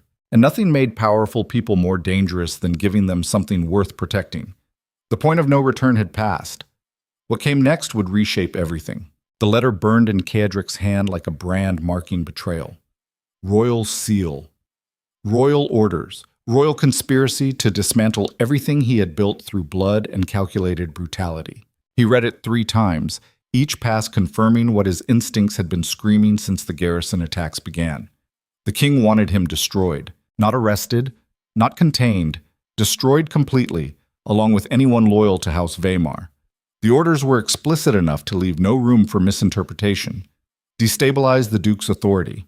Eliminate his military effectiveness. Create conditions that force crown intervention to restore order. And if the Iron Duke resists, justify his execution as treason against legitimate royal authority. It was elegant strategy, using Cedric's own strength against him by making defense look like aggression, by positioning the crown as reasonable authority responding to a rogue warlord who threatened kingdom stability. Saraphina stood close enough to read over his shoulder, her breathing controlled but rapid. The king orchestrated everything. The raids, the forgeries, even our marriage was probably designed to distract you. Cedric felt something cold and sharp settle in his chest, where rage usually lived. The marriage made sense now as political maneuvering. Bind the dangerous duke to a ruined noble house, create obligations and distractions, wait for vulnerability to appear. Except the king had miscalculated one critical variable. Saraphina was not the weakness they expected her to be. "We need to move carefully," she continued. "If we act against the crown without overwhelming support, every noble house will turn on us to protect themselves." Careful died the moment I read this letter. Cedric set the document on his desk with deliberate precision. The king declared war when he ordered my soldiers killed. Now he gets to discover what war with me actually costs. You're talking about civil war, about tearing Valador apart. I'm talking about survival. His voice was ice and edges. The crown already decided I'm too dangerous to exist. Kneeling now just means dying on their schedule instead of mine. At least fighting gives us a chance. Us? The word hung between them, heavy with implications Cedric had not intended to speak aloud.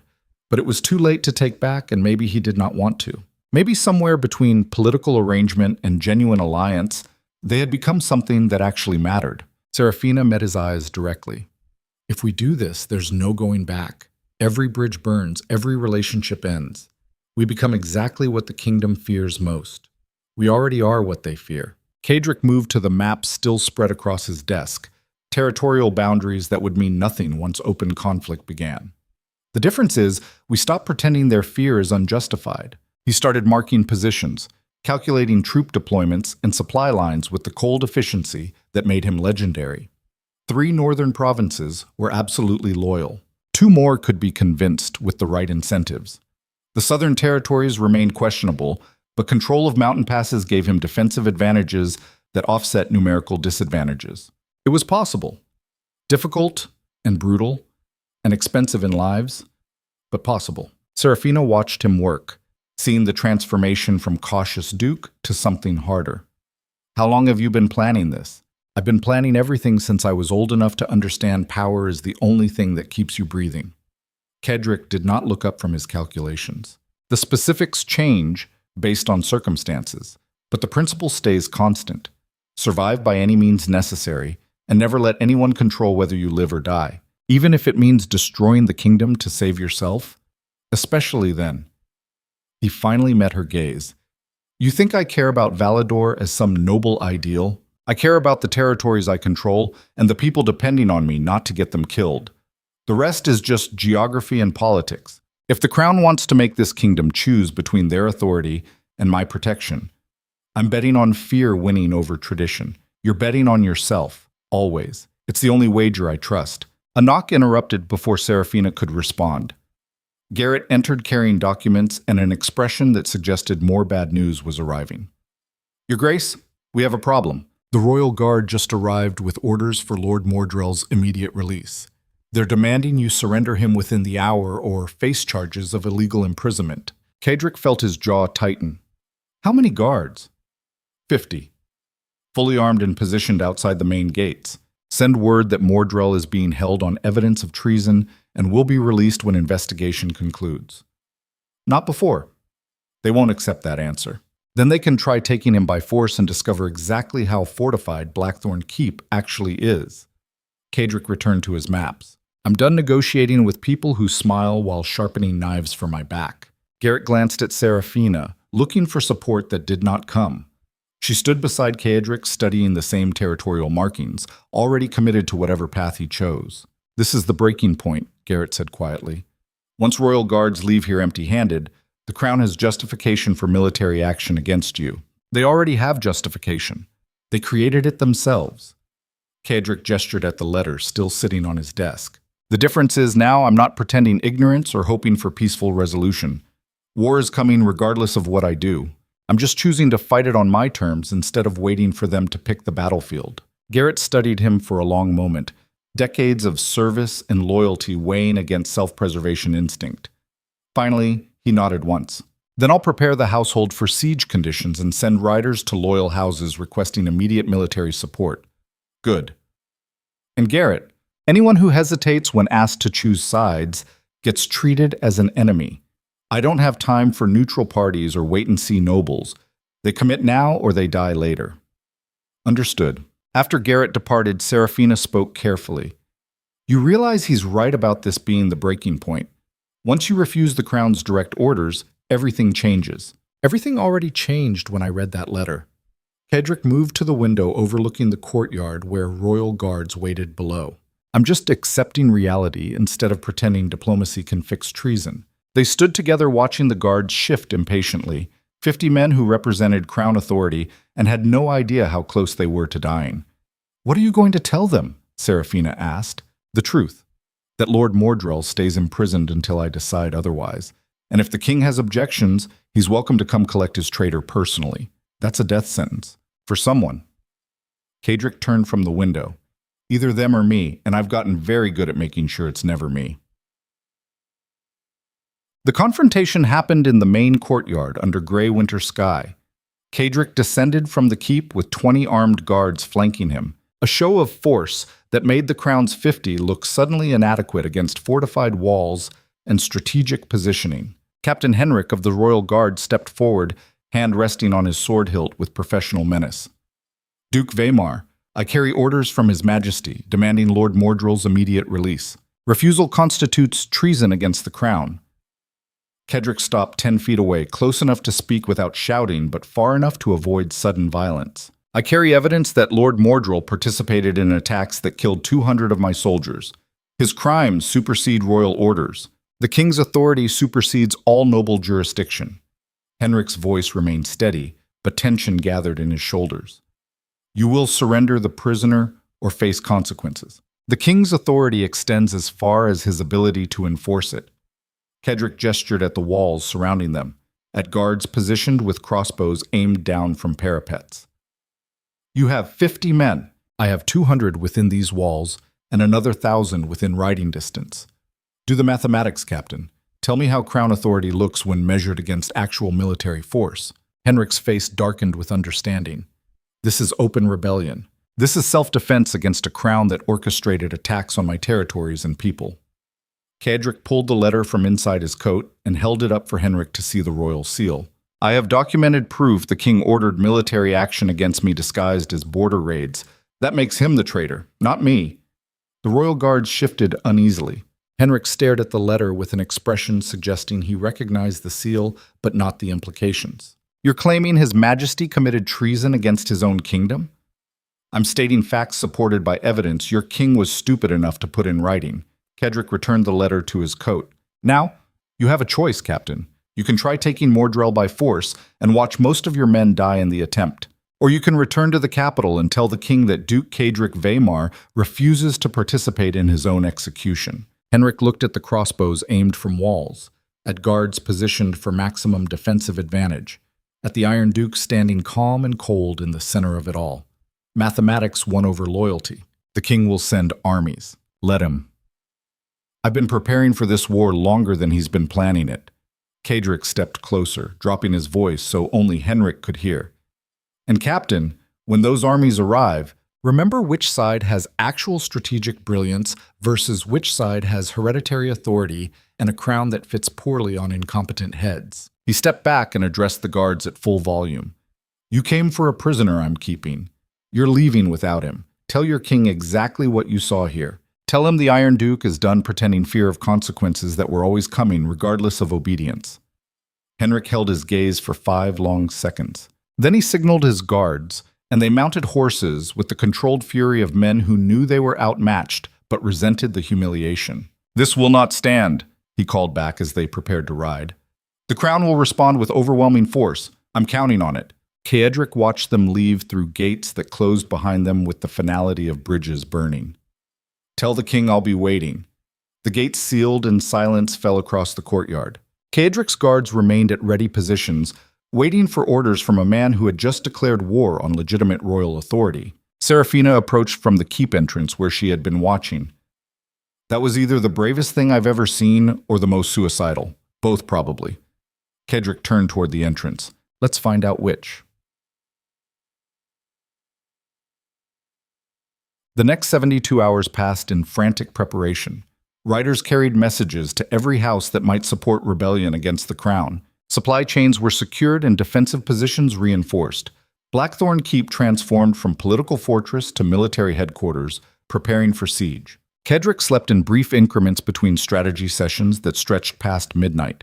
He reviewed troop deployments and logistical requirements with commanders who looked increasingly concerned about the scope of what they were attempting. We can hold Blackthorne indefinitely, Matthias reported during one such session. But if the crown commits their full military, we'll be outnumbered 5-1 in open battle. Then we don't fight open battles. Cedric marked locations on maps where terrain favored smaller forces. We use mountain passes and defensive positions. We make every mile they advance cost enough blood that nobles supporting the crown start questioning whether maintaining royal authority is worth watching their sons die. Guerrilla warfare against the kingdom's legitimate army. Garrett shook his head slowly. You understand how history will record this. History is written by survivors. I intend to be one. Cedric looked around the table at men who had served him for years. Anyone uncomfortable with what we're doing can leave now with gold, and my gratitude for past service. No judgment, no consequences. But anyone who stays commits completely. There's no halfway in civil war. No one moved. No one spoke. Loyalty held against the terror of what they were attempting. Good. Then let's make sure we're the ones writing history when this ends. The meeting dispersed, and Cedric found himself alone in the war room as dawn broke gray and cold beyond the windows. He had just committed to destroying the kingdom's political order, had chosen rebellion over submission and war over peace. It should have felt reckless. Instead, it felt inevitable. Like every choice he had made since his father's murder had been leading to exactly this moment. The door opened and Saraphina entered carrying 2 cups of something hot that smelled like winter spices and exhaustion. You need to eat something besides anger and strategy. Cedric accepted the cup gratefully. When did you become my keeper? Around the same time you stopped being just a political arrangement I was enduring. She settled into the chair across from him. We're in this together now. That means keeping you functional enough to actually lead the rebellion you just started. The casual acceptance of their situation was almost charming. Cedric sipped the drink and felt warmth spread through a chest that had been cold with calculation for days. Are you afraid? He asked quietly. Terrified. Saraphina met his eyes directly. But I've been terrified my entire adult life. At least now I'm terrified while actually fighting for something instead of just surviving. What are we fighting for exactly? Besides survival and revenge? The question seemed to surprise her. She set down her cup and considered carefully before answering. A kingdom where power serves people instead of consuming them. Where strength protects rather than oppresses. Where the most dangerous man in Valador uses brutality to defend instead of control. She paused. Or maybe I'm just romanticizing rebellion to make it feel less like treason. No. Cedric leaned forward. You're describing what I should have been building all along instead of just maintaining through fear. What my father tried to create before better men than me killed him for it. You're not a better man than your father was. Exactly. I'm worse, which means I might actually survive long enough to build something that lasts. He finished his drink and stood. Thank you for this. For keeping me human when becoming a monster would be easier. You're welcome. But Kaedric, you're already both, human and monster. That's what makes you dangerous enough to actually win this. The observation settled between them like benediction and warning. Kaedric moved toward the door, already thinking 3 moves ahead to the next crisis requiring immediate attention. But before he could leave, Saraphina spoke again. When this is over, assuming we survive, what happens to us? He turned back to find her watching him with an expression he could not quite read. Hope, maybe. Or fear that hope was foolish given everything they faced. When this is over, Kaedric said carefully, we stop pretending our marriage is anything other than what it's become. Partnership. Alliance. Maybe something more if we're both still breathing. That's not much of a promise. It's all I can offer when I don't know if we'll live through the week. Saraphina smiled, sharp and genuine. I'll take it. The first response came 3 days later. Not armies or royal decrees, but something far more devastating. Garrett burst into Kaedric's study just after dawn with his face pale and documents clutched in shaking hands. We have a problem. A significant problem. What now? Houses Cauldron, Ashford, and Thorne just declared for the crown. They're mobilizing troops and calling your rebellion an act of treason against Valador's legitimate authority. Kaedric felt ice spread through his veins. Ashford, Seraphina's family name, the house she came from and presumably still had connections to, despite their financial collapse. All 3 houses? He asked carefully. All 3. With public declarations sent to every noble family in the kingdom. Garrett set the documents on the desk. They're positioning themselves as loyal subjects defending royal authority against a rogue warlord who's lost perspective. The language was damning. The coordination was worse. 3 houses declaring simultaneously suggested planning and communication that predated his confrontation with the royal guards. This was organized before I refused to surrender Mordril, Kaedric said slowly.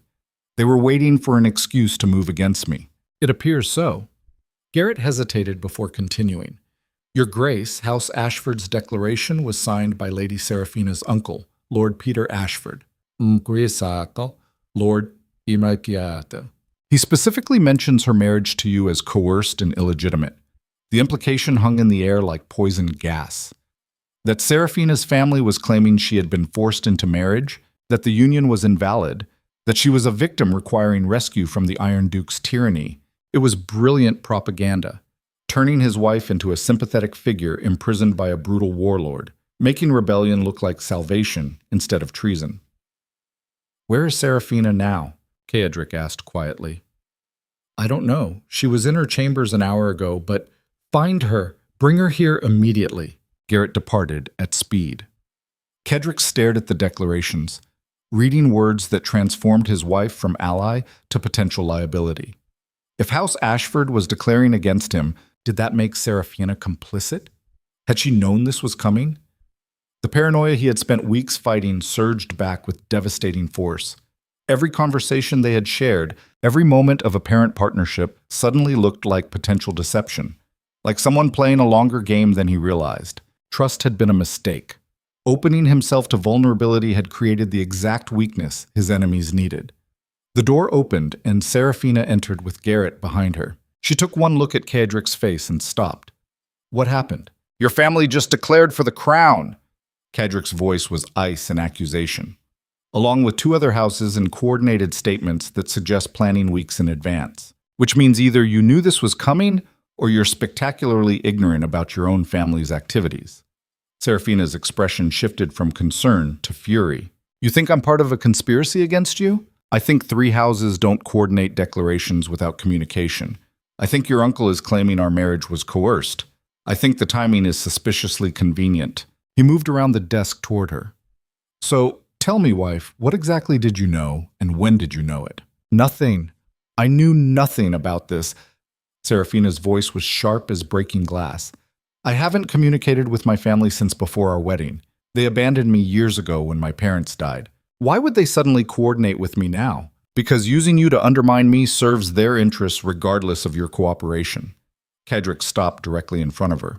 Your presence here creates opportunities for exactly this kind of manipulation. Makes me look like I'm holding you hostage or forcing your compliance. So that's it? After everything we've built, you immediately assume I betrayed you the moment circumstances look suspicious? Her eyes blazed with something between rage and hurt. I told you once that fear would destroy you. I didn't realize it would happen this fast. I told you paranoia keeps me alive. Kedrick felt his control fracturing under the weight of too many threats from too many directions. And right now, every instinct I have is screaming that trusting you was the mistake that finally gets me killed. Then your instincts are wrong.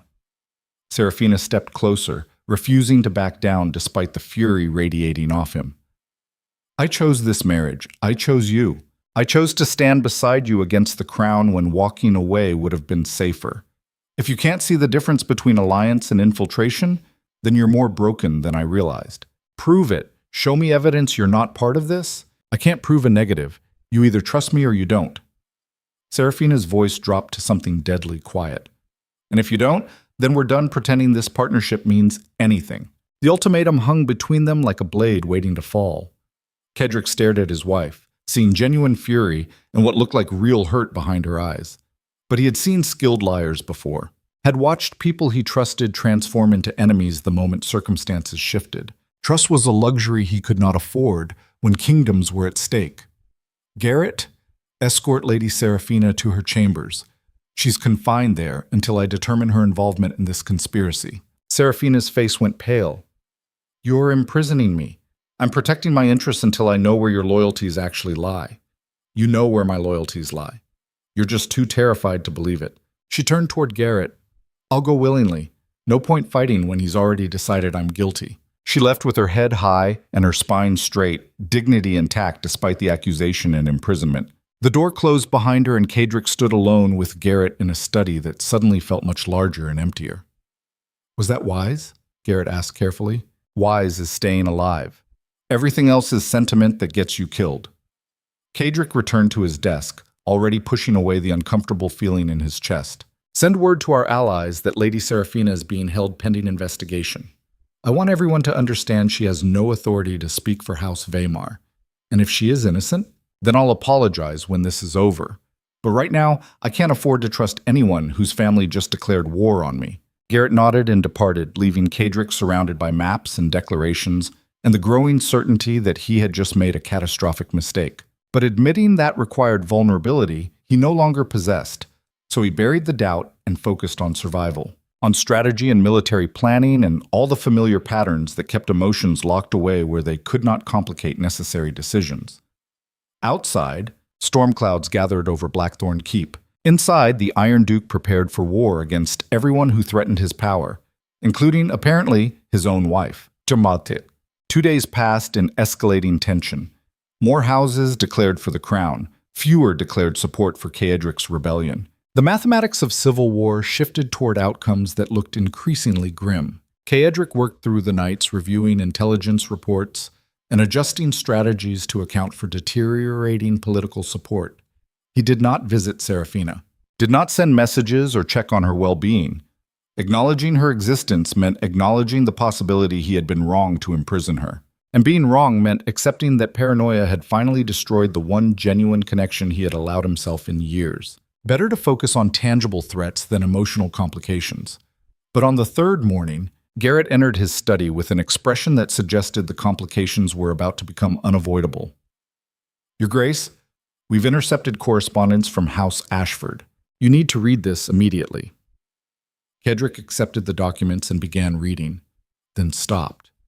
Read again more carefully, feeling ice spread through his chest with each word. The letters were between Lord Peter Ashford and agents of the Crown. Detailed plans for using Saraphina as a weapon against the Iron Duke. Instructions to claim the marriage was coerced so they could justify military intervention to rescue her. Timelines that showed this had been coordinated before Saraphina even arrived at Blackthorne Keep. She had been a tool from the beginning, placed in Kedrick's household specifically to create vulnerabilities the Crown could exploit. Except the letters also contained something unexpected. Communications from Saraphina herself, sent before the wedding, refusing to participate in the conspiracy. Explicit rejections of her uncle's instructions to gather intelligence or undermine Kedrick's authority. Written statements that she would rather marry the Iron Duke honestly than betray him for a family that had already abandoned her. The Crown had planned to use her as a spy. She had refused and told no one, choosing instead to make the marriage real, despite knowing her family would eventually weaponize her presence anyway. Cedric read the letters 3 times, feeling something terrible and sharp twist in his chest. She had been telling the truth, had chosen him over her own blood, had stood beside him knowing it would make her a target and choosing partnership anyway, and he had imprisoned her for it, had accused her of the exact betrayal she had actively rejected months ago. Where did you get these? One of our agents in the capital. They were being prepared for public release to justify military action against you for holding Lady Saraphina captive. Cedric felt his hand shake slightly before he forced them still. How long has she been in confinement? 3 days. 3 days of imprisonment for a woman who had done nothing except refuse to betray him. 3 days of isolation because his paranoia was so deeply rooted that he immediately assumed the worst when circumstances looked suspicious. 3 days of proving Saraphina had been right about fear destroying him from the inside. "Release her immediately," Cedric said quietly, "and bring her here, your grace." "Now, Garrett, before I do something worse than I already have." Garrett departed quickly. Cedric stood alone, surrounded by evidence of his catastrophic misjudgment, feeling something he had not allowed himself to feel in years. Shame. Not for the brutality or the ruthlessness or even the rebellion against the Crown. Those were choices he stood behind completely. But for hurting someone who had chosen to stand with him when walking away would have been safer and easier and entirely justified.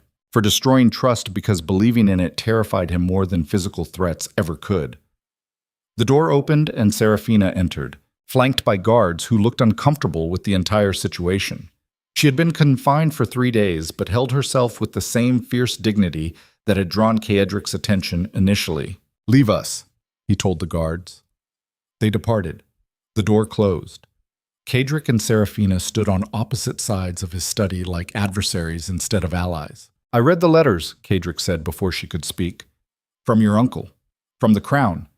From you refusing to participate in their conspiracy months before we even met." Seraphina's expression remained carefully neutral. "So now you believe me. Now I have evidence." Which is apparently what I needed before trust was possible. The bitterness in his own voice surprised him. Saraphina heard it too, some of the rigid control in her posture softening slightly. "Why didn't you tell me?" Cedric asked. "When your uncle contacted you, when the Crown tried recruiting you as an informant, why keep it secret?" "Because telling you would have required admitting my family thought I was valuable enough to use as a weapon. That even ruined and abandoned, the Ashford name still carried weight in political games." She moved closer, stopping a few feet away. "I didn't want you to see me as a liability or a tool someone else was wielding. I wanted you to see me as just myself. Instead, I saw you as a threat the moment circumstances suggested betrayal. You saw me as what survival has taught you to see, everyone as a potential enemy until proven otherwise." Seraphina's voice carried exhaustion that matched what Cedric felt. "I don't blame you for that. I just wish it hadn't hurt quite as much when you chose paranoia over the partnership we were building." The words landed with devastating accuracy. Cedric felt the armor he maintained crack under the weight of what he had done, of choosing fear over faith and destroying something real in the process. "I'm sorry," he said quietly. The apology felt strange and inadequate.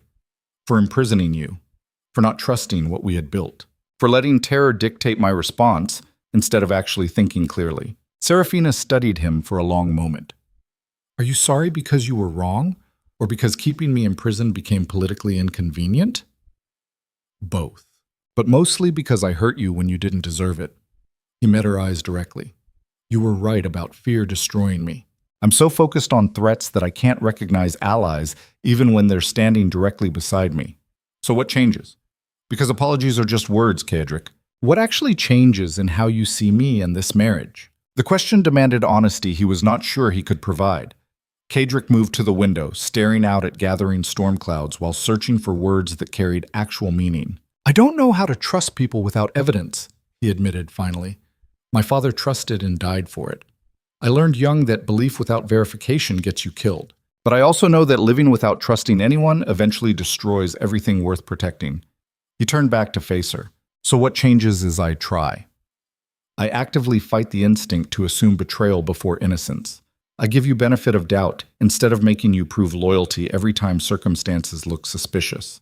He paused.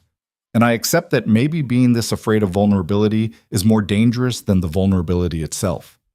Saraphina's expression shifted, anger fading into something more complicated. That's not much of a promise. It's all I have. I can't guarantee I won't hurt you again, or that paranoia won't win sometimes. But I can promise I'll try to be better than the worst version of what survival has made me. The words hung between them, inadequate but genuine. Saraphina moved closer until she stood directly in front of him, close enough that Cedric could see exhaustion and determination in equal measure. Then I'll try too. Try to remember that your worst instincts come from trauma, not malice. Try to give you space to be broken without taking it personally. She reached up and placed one hand against his face. But Cedric, this only works if we're actually on the same side.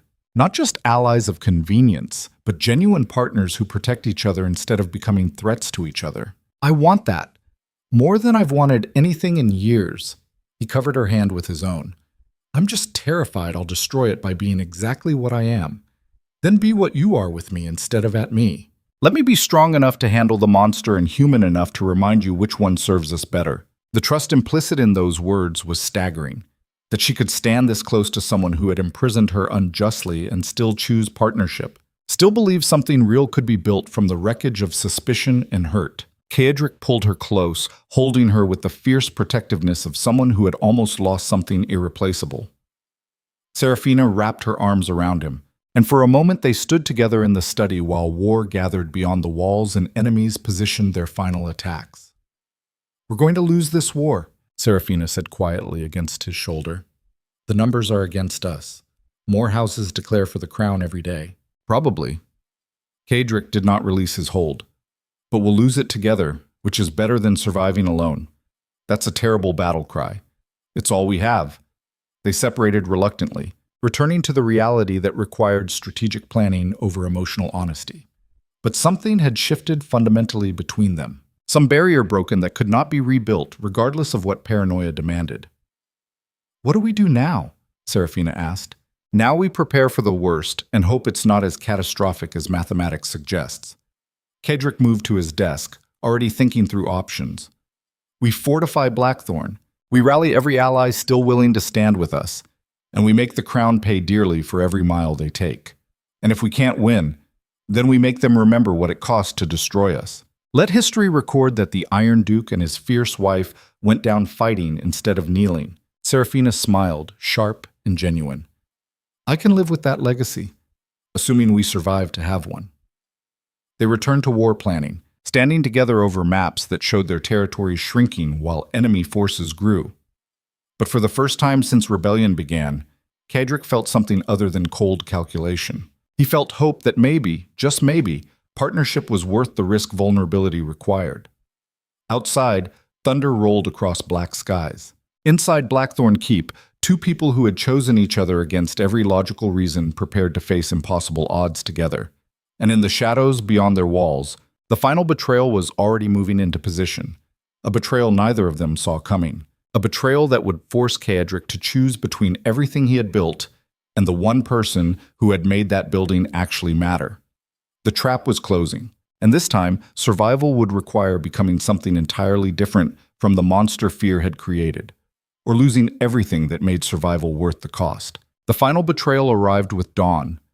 Cedric was reviewing defensive positions when Matthias burst through the war room doors with blood on his uniform and terror in his eyes. The kind of terror that came from watching something impossible become horrifyingly real. They're inside the walls. Our own guards opened the eastern gates during shift change. Royal forces are flooding into the lower courtyard right now. The words hit like physical blows. Cedric felt time compress into crystalline clarity, every detail sharpening into focus. Voices shouting in distant corridors, steel clashing against steel echoing off stone walls, the smell of smoke beginning to drift through ventilation shafts. Blackthorne Keep was falling from the inside out. How many? His voice remained steady despite the adrenaline surging through his veins. At least 500, professional soldiers, not conscripts. They knew exactly where to strike and when. Matthias gripped his sword hilt with white-knuckled intensity.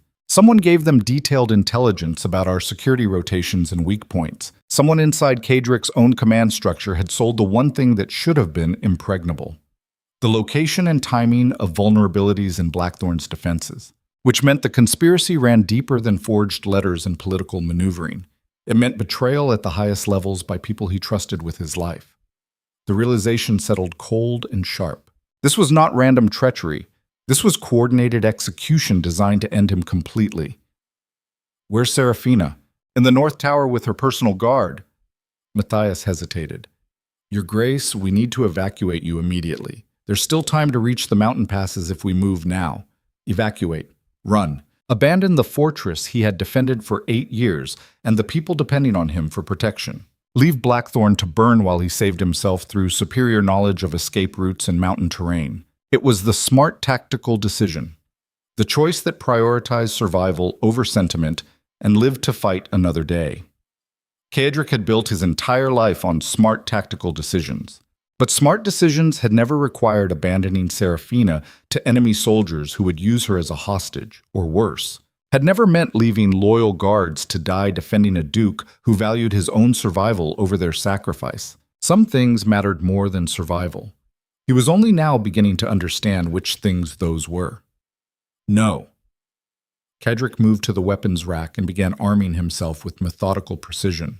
We hold the keep. We make them bleed for every corridor they take.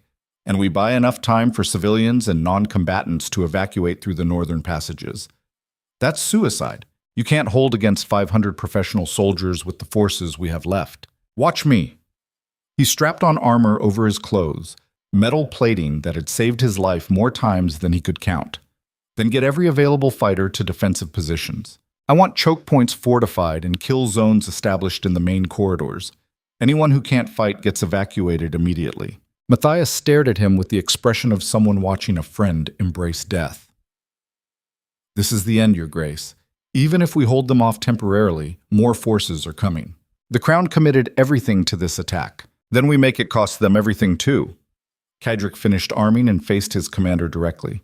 I'm tired of running from threats, tired of choosing survival over principle. If Blackthorne falls today, it falls with me inside it, fighting to the last breath. That's the legacy I'm leaving. Understanding dawned in Matthias's eyes. Not suicide, but something more deliberate. The choice to stand and fight when retreat was possible, making the final battle mean something beyond tactical necessity. Matthias saluted sharply. For House Weimar. For Valador. Cedric corrected. The real one, not the broken kingdom the crown pretends to rule. They moved into corridors already thick with smoke and the sounds of combat. Guards in Weimar Black fought desperately against royal soldiers pushing deeper into the keep. Steel rang against steel in enclosed spaces where skill mattered more than numbers. Bodies already littered the floor, blood spreading across ancient stone that had seen centuries of violence but never invasion like this. Cedric fought through the chaos toward the North Tower, cutting down enemies with the brutal efficiency of someone who had trained for exactly this scenario since childhood. Every movement was calculated brutality. Every strike designed to kill quickly and move forward. He had spent 8 years becoming the most dangerous man in Valador. Now, he got to prove whether the reputation was justified or just fear amplified by isolation. The answer came in blood and broken bodies left in his wake. Around him, guards rallied to his presence, the Iron Duke fighting beside them instead of commanding from safety. It transformed desperation into something fiercer. They stopped retreating and started holding ground, turning corridors into killing fields where royal soldiers died in choke points designed for exactly this defensive advantage. Cedric reached the North Tower entrance and found it barricaded from inside. He pounded on the reinforced door with armored fist. "Saraphina! Open the door!" Silence. Then the sound of heavy bars being lifted. The door cracked open enough for Saraphina to look through, her face pale but composed. Behind her, 3 guards stood ready with weapons drawn. "You're supposed to be evacuating," she said. Plans changed. Cedric pushed inside and guards secured the door behind him. The keep is compromised. Royal forces are inside the walls and pushing toward the central keep. We need to move now. Move where? Saraphina gestured at the tower around them. We're surrounded. Evacuation routes are probably already cut off. Not all of them. There's a passage through the mountain that opens behind the northern waterfall. It's hidden well enough that no one outside my immediate circle knows it exists. He moved to the window, assessing the courtyard below where fighting continued. We go through there. We have a chance. Seraphina moved to stand beside him. You're actually leaving this time? I'm getting you out. Then I'm coming back to make them regret ever setting foot in Blackthorne. That's still suicide. Probably. But it's my choice to make. He turned to face her directly. You don't get to stay and die with me just because partnership sounds romantic. Someone needs to survive this to tell the truth about what happened here. Seraphina's expression shifted from concern to fury. You don't get to make that decision alone. We're partners, remember? Which means I have equal say in whether I stay or go. Not this time. Kedrick gripped her shoulders with enough force to make his point clear. I'm not losing you because I was too stubborn to prioritize your survival over symbolic last stands. You're leaving through that passage if I have to knock you unconscious and carry you myself. Try it and see what happens. Her voice was ice and challenge. I'm not some fragile noble lady who needs protecting. I survived poverty and abandonment and political manipulation. I can survive this too. The argument was interrupted by explosions that shook the tower foundation. Both turned toward the window to see sections of the outer wall collapsing under concentrated bombardment. Royal forces were escalating from infiltration to siege warfare, bringing enough destructive force to reduce Blackthorne to rubble. They're not taking prisoners, Seraphina said quietly. They're destroying everything, because leaving evidence means leaving witnesses who can testify about royal conspiracy.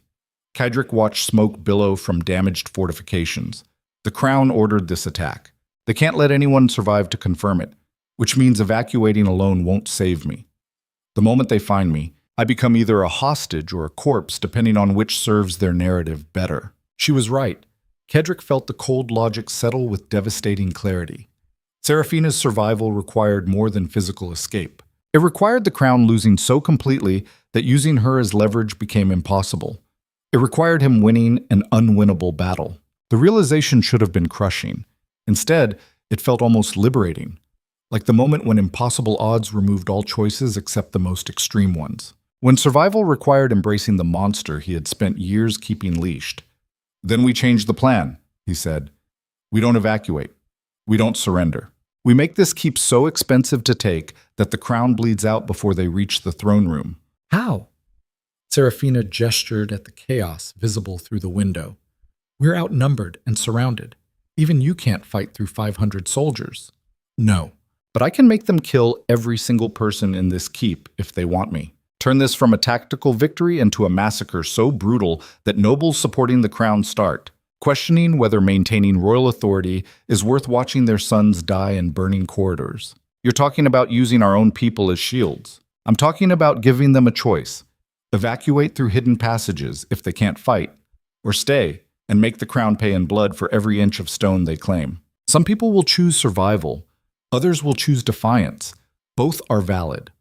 Kedrick moved to the door, already planning defensive positions that would maximize casualties among attackers. But before leaving, he turned back to Seraphina one final time. I need you to survive this, not as a symbol or a political piece, but because you're the only person who ever saw past the monster to something worth protecting. If this is the end, I need to know something of what we built lives on. The words came out raw and unguarded. Seraphina crossed the distance between them and pulled him into a kiss that tasted like smoke and desperation and the fierce certainty of people who knew they were probably dying but refused to waste their last moments on fear. When they separated, her eyes blazed with determination that matched his own. Then we survive together, or we burn together. No more arguments about who gets to make heroic sacrifices. She grabbed a sword from one of the guards. Where do you need me?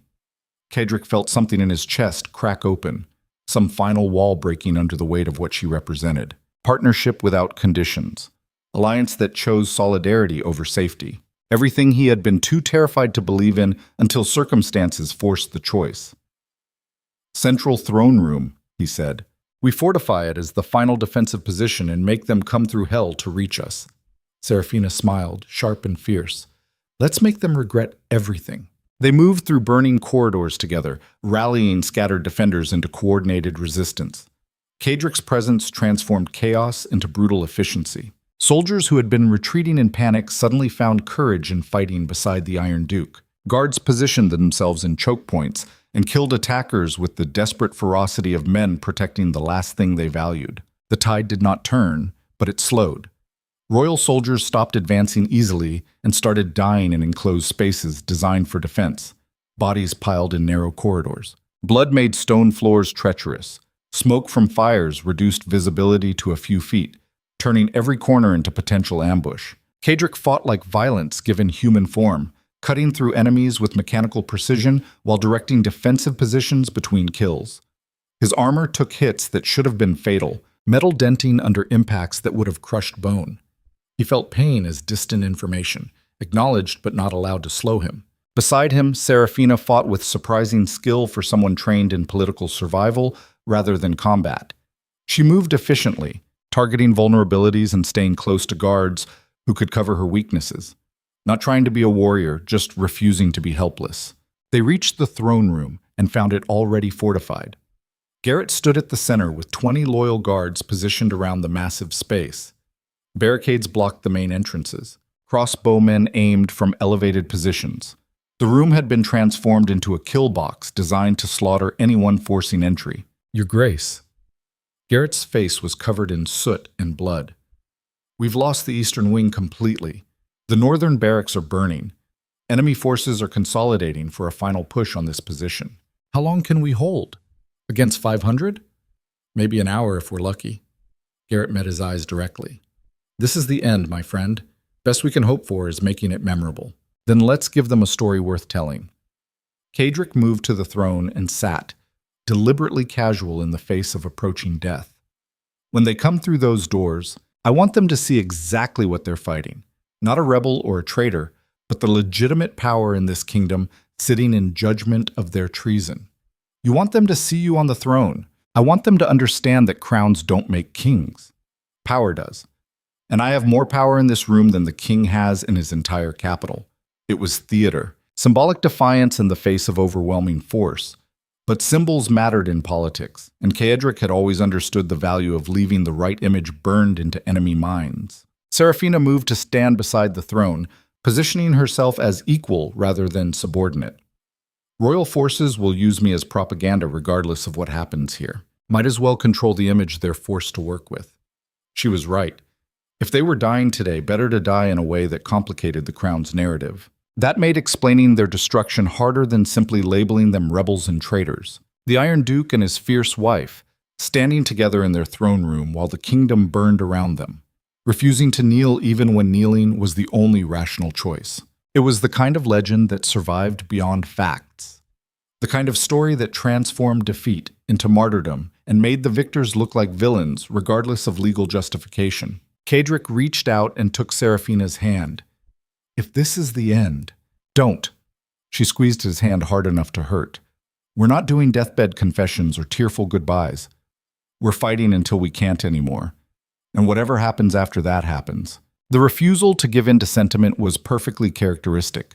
Cadric felt a surge of fierce affection for this woman who matched his brutality with her own brand of unflinching pragmatism. Fair enough. No goodbyes. Just survival by any means necessary. Now you're talking like the man I married. The moment shattered as explosions rocked the throne room entrance. The barricaded doors buckled inward under concentrated force.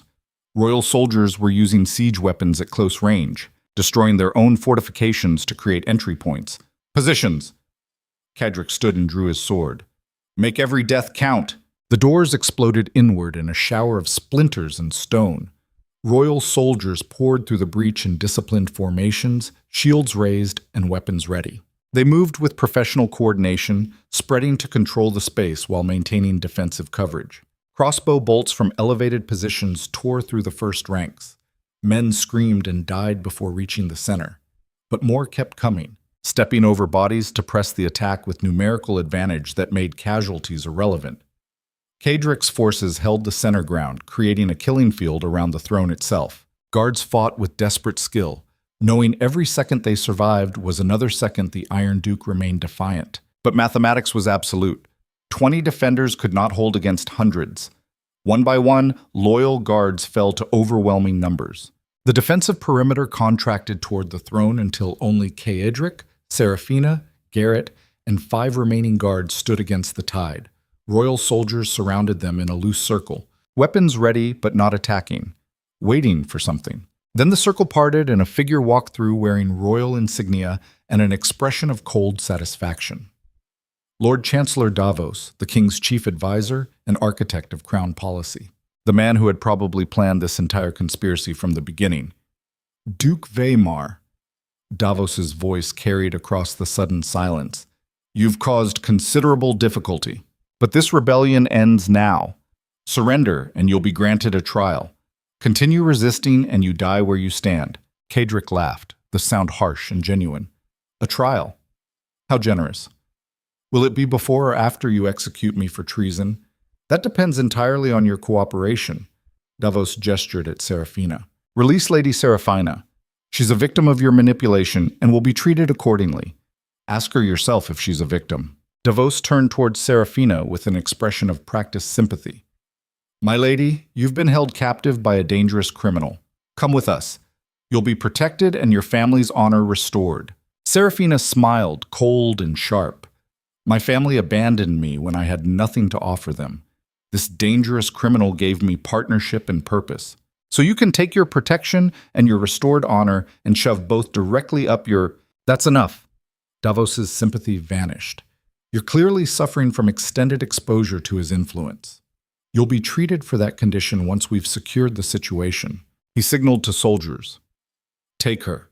Kill anyone who resists. The soldiers moved forward. Cedric stepped in front of Saraphina with sword raised, Garrett and the remaining guards forming a protective barrier. You want her? You go through me first. Gladly. Davos stepped back. Kill the Duke. Spare the lady if possible, but her survival is secondary to ending this rebellion. The soldiers advanced with the mechanical efficiency of professionals executing orders. Cedric met the first attacker with a strike that opened throat to spine. The man collapsed, choking on blood and steel. The second died before finishing his swing. The third lasted longer, but not long enough. Cedric fought like a man with nothing left to lose, which made him exponentially more dangerous than soldiers following orders for pay. Every movement was lethal efficiency. Every defense turned into brutal counterattack. But even the most dangerous man could not fight forever. Blade impacts accumulated. Armor dented under repeated hits. Exhaustion made movements fractionally slower. And slow meant dead when surrounded by enemies. A sword got through his guard and opened a gash across his ribs. Pain exploded white-hot. Cedric stumbled and a second blade caught his shoulder, cutting deep into muscle. He felt his sword arm weaken, grip faltering on a weapon slick with blood. This was how it ended. Bleeding out in his own throne room while enemies closed in for the kill. But before they could finish him, Saraphina moved. She had picked up a fallen soldier's sword and drove it through the back of the man about to execute Cedric. The soldier screamed and collapsed. Saraphina pulled the blade free and positioned herself back-to-back with Cedric, covering his weakened side. Together, she said simply. Together, he agreed. They fought as a unit, covering each other's vulnerabilities and creating defensive synergy that made them harder to kill than either alone. Cedric's brutal efficiency combined with Saraphina's unexpected competence. They moved like they had trained together for years instead of weeks. It was beautiful and futile. Two people defined mathematics through sheer refusal to surrender. Around them, the last guards fell. Garrett died with a blade through his chest, taking his killer with him in a final act of loyalty. The throne room floor was slick with blood from both sides. Cedric and Saraphina stood alone, surrounded by dozens of soldiers, and the certainty of death arriving within seconds. Last chance, Davos called. Surrender now, and I'll make it quick. Cedric met Saraphina's eyes, saw the same fierce determination burning there that he felt. The absolute refusal to give enemies the satisfaction of submission. Go to hell, Saraphina called back. After you, Cedric added. Then they charged together into the surrounding soldiers, weapons raised and voices joined in a battle cry that was half defiance and half prayer that someone would remember they died on their feet instead of their knees. Steel clashed. Bodies collided. Pain became distant information beneath adrenaline and fury. Cedric felt blades cutting into his armor, his flesh, his bones. Felt his body failing under accumulated damage. He was dying. They were both dying. But they were dying together, which mattered more than survival alone ever could. His vision started fading at the edges. Blood loss made everything distant and strange. He could hear Saraphina fighting beside him, could feel her presence even as his senses failed. Then something impossible happened. The floor beneath them exploded upward in a blast of stone and fire. Soldiers screamed and scattered as the throne room foundation collapsed into tunnels below. Cedric felt himself falling through smoke and darkness, Saraphina's hand gripping his as they plummeted. They hit water hard enough to drive remaining air from his lungs. Cold shocked his system back to temporary clarity. Underground river, he realized. The hidden waterways beneath Blackthorne that fed the mountain passages. Someone had detonated explosives in the tunnels. Someone who knew exactly where and when to create an escape route through catastrophic destruction. Strong hands grabbed Cedric and pulled him toward an opening in the tunnel wall. Torchlight revealed faces he recognized. Loyal soldiers who had evacuated earlier. Matthias directing the rescue operation with desperate efficiency. "Move! Get them through the passage before the ceiling collapses completely!" Cedric tried to speak, but water and blood choked him. He felt consciousness slipping as hands dragged him through narrow passages carved into living rock. Beside him, Saraphina was being carried by other soldiers, her face pale but alive. They had escaped. Impossibly, against every tactical calculation, they had survived through a combination of prepared contingency and catastrophic gamble. The thought was his last before darkness claimed him completely. Cedric woke to pain and firelight. His entire body screamed protest when he tried to move. Every wound reopened, every bruise made itself known. He was lying on rough stone in a cave that smelled like smoke and wet rock. Saraphina sat beside him, her own wounds bandaged but her eyes alert. "You're awake." "Good." I was starting to worry. "What happened?" His voice was barely recognizable, rough with damage. Matthias detonated charges in the underground tunnels. Created enough chaos to cover our extraction through the waterways. We've been traveling through mountain passages for 6 hours. She gestured at the cave around them. We're approximately 20 miles from Blackthorne in a defensive position known only to your most trusted people. How many survived? 43 fighters, maybe 30 civilians. Everyone else died holding the keep. Her voice carried the weight of those losses. Matthias estimates royal forces suffered 300 casualties taking Blackthorne. Highest price any force has ever paid for a siege victory. 300 dead. The number should have brought satisfaction. Instead, Cedric felt only exhaustion and the hollow certainty that those deaths changed nothing about the strategic situation. Blackthorne has fallen. The crown controls the northern provinces. We're fugitives with no fortress and barely enough fighters for a single company. He met Saraphina's eyes. We lost. We survived. That's not the same as losing, isn't it? Cedric tried to sit up, failed, settled for slightly elevated position. Everything I built is gone. Every defense I constructed. Every alliance I maintained through fear. All of it destroyed in a single coordinated attack. Because you built it on foundations that required you staying in one place. Saraphina leaned forward. But you're not staying anywhere anymore. You're mobile now. Dangerous in a completely different way. I'm wounded and hunted with less than 50 soldiers. You're the Iron Duke who held Blackthorne against 500 professional soldiers and made the crown pay in blood for victory. You're the man who refused to surrender even when surrender was the only rational choice. She gripped his hand. That story is already spreading. Every noble who supported the crown is hearing about casualties and calculating whether their loyalty is worth similar costs. Stories don't win wars. No. But they create conditions where wars become winnable. Saraphina's smile was sharp despite exhaustion. You wanted to make this expensive for the crown. Mission accomplished. Now we make it more expensive until supporting royal authority costs more than it's worth. We can't fight from caves in the mountains. We don't fight from caves. We move constantly. We hit supply lines and support structures. We make the crown deploy massive resources to defend against threats they can never quite pin down. Guerrilla warfare waged by the most dangerous man in Valador, and the wife crazy enough to stand with him. The strategy was sound if desperate. Transform defeat into prolonged resistance. Make occupation so costly that political support crumbled under sustained pressure. It was also potentially suicidal. Living in mountains while wounded, hunted by forces vastly superior in numbers and resources. Most rebellions that tried this approach failed within months. But most rebellions were not led by someone who had spent 8 years becoming legendary for exactly this kind of brutal pragmatism. Cedric looked at Saraphina's face, seeing determination that matched his own. Seeing someone who had chosen to stand with him when walking away would have been safer and smarter and entirely justified. You could still leave, he said quietly. Surrender to Crown forces. Claim you were a hostage, rebuild your family's position. I wouldn't blame you. I know you wouldn't. That's not why I'm staying. She leaned close enough that he could see firelight reflecting in her eyes. I'm staying because we're building something that matters more than survival. A kingdom where power serves people instead of consuming them. Where the most dangerous man in Valador uses brutality to defend rather than control.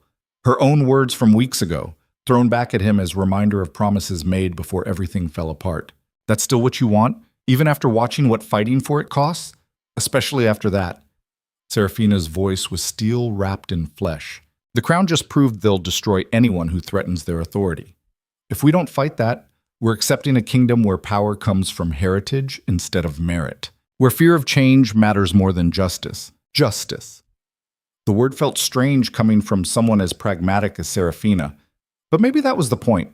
Maybe justice was not some abstract ideal, but simply refusing to accept injustice as inevitable. Cedric squeezed her hand as tightly as his injured body allowed. Then we fight. We make them bleed for every mile of territory they claim. We turn their victory into a wound that never heals. Now you're talking like the man I married. The man you married was a monster who ruled through fear. Still are. Saraphina smiled. You're just pointing the monster in a better direction now. Outside the cave, wind howled through mountain passes like the kingdom itself crying out. Inside, two people wounded and hunted and reduced to nothing except each other planned the next impossible phase of their rebellion. Matthias entered carrying reports in a grim expression. Your Grace, scouts report Crown forces are mobilizing for mountain searches. They're bringing enough troops to flush us out of every cave system within 100 miles. Then we move before they arrive. Cedric forced himself to sit up despite pain screaming through damaged ribs. How long do we have? 2 days. Maybe 3 if weather slows them. That's enough. Cedric looked at Saraphina. Can you ride? Not well, but I'll manage. Good. Because we're not running anymore. We're attacking. Matthias stared at him. Your Grace, we have 43 fighters and you can barely stand. What exactly are we attacking? Crown supply lines moving through the northern pass. They're bringing siege equipment and provisions to support mountain operations. We hit them hard enough to cripple logistics and delay their offensive by weeks. That's suicide. Those supply lines are defended by full companies. Everything is suicide at this point. The difference is some suicides accomplish something worth dying for. Cedric met his commander's eyes. We can run and starve slowly in mountains while the Crown consolidates power. Or we can fight and maybe, just maybe, hurt them badly enough to make others believe resistance is possible. The argument hung in the cold cave air. Matthias looked at the other survivors, reading the same desperate determination in every face. People who had lost everything except the will to keep fighting. Finally, Matthias nodded. For Valador. For the real one, Cedric agreed. Not the kingdom of crowns and hereditary authority, but the one worth protecting. Plans formed quickly. 43 fighters against a defended supply convoy. Impossible odds made slightly less impossible by terrain advantages and the element of surprise. They would attack at night when visibility favored smaller forces. They would target supply wagons rather than fighting soldiers directly. Hit fast, burn everything they could not carry, disappear before reinforcements arrived. It was the kind of plan that required perfect execution and extraordinary luck. The kind of plan desperate people attempted when survival alone was no longer enough motivation. Cedric watched his people prepare with the efficiency of soldiers who knew they were probably dying but refused to waste final hours on fear. He saw loyalty forged through shared survival, saw men and women choosing to stand together against impossible odds because some things mattered more than individual preservation. He had spent 8 years building power through fear. Now he was discovering what could be built through choice, through people who followed not because they were terrified of consequences, but because they believed in something worth protecting. It was stronger than anything he had created before. More fragile, but exponentially more powerful when circumstances required sacrifice beyond self-interest. Saraphina moved beside him, checking her weapons with practiced care. Ready? No. But that's never stopped us before. She smiled, fierce and genuine. Then let's go make them regret everything. They moved out as darkness fell across the mountains. 43 fighters against a kingdom, wounded and hunted and reduced to nothing except the absolute certainty that surrender was worse than death. The Iron Duke and his fierce wife led their people through frozen passes toward an enemy convoy that represented everything they were fighting against. Overwhelming force, hereditary authority, power that consumed rather than protected. Above them, stars burned cold and indifferent. Ahead of them, the future of Valador hung in the balance between tyranny and revolution. And in the darkness between who they had been and who they were becoming, Caedric felt something shift fundamentally in his understanding of power. True strength was not the ability to dominate through fear. It was the courage to fight for something beyond yourself even when survival alone would have been easier. The lesson had cost him everything: his fortress, his security, the comfortable brutality of ruling without questioning whether rule itself was justified. But as they descended toward the enemy convoy with weapons ready and hearts committed to impossible odds, Caedric realized what he had gained was worth more than everything he lost: partnership, purpose, people who chose to stand with him because they believed in what he was becoming rather than fearing what he had been. It was a better legacy than fear had ever built. And if they died tonight, making the crown pay for their defiance, at least they would die knowing they had fought for something that actually mattered. The convoy appeared below them, torches marking supply wagons moving through the narrow pass. Guards walked perimeter patrols with the casual confidence of soldiers who believed overwhelming numbers made them safe. They were about to discover how wrong that assumption could be when the most dangerous man in Valador had nothing left to lose except the woman fighting beside him and the principles they had chosen. Over survival. Caedric raised his hand, signaling attack positions. 43 fighters moved into place with silent efficiency.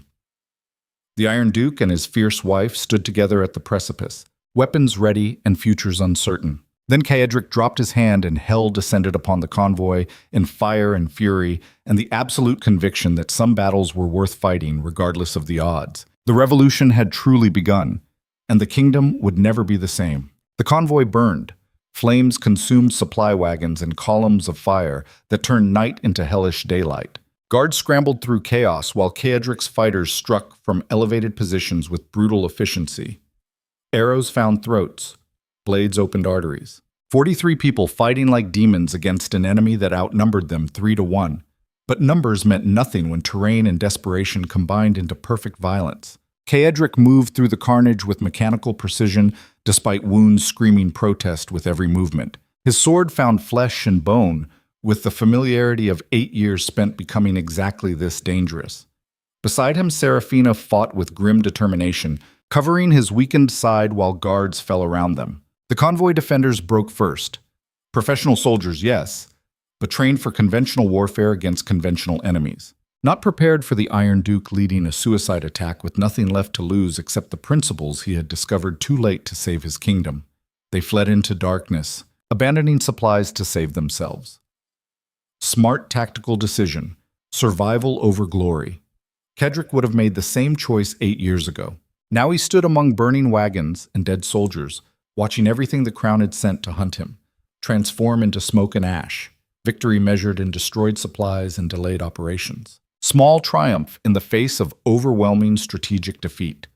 But small triumphs were all he had left.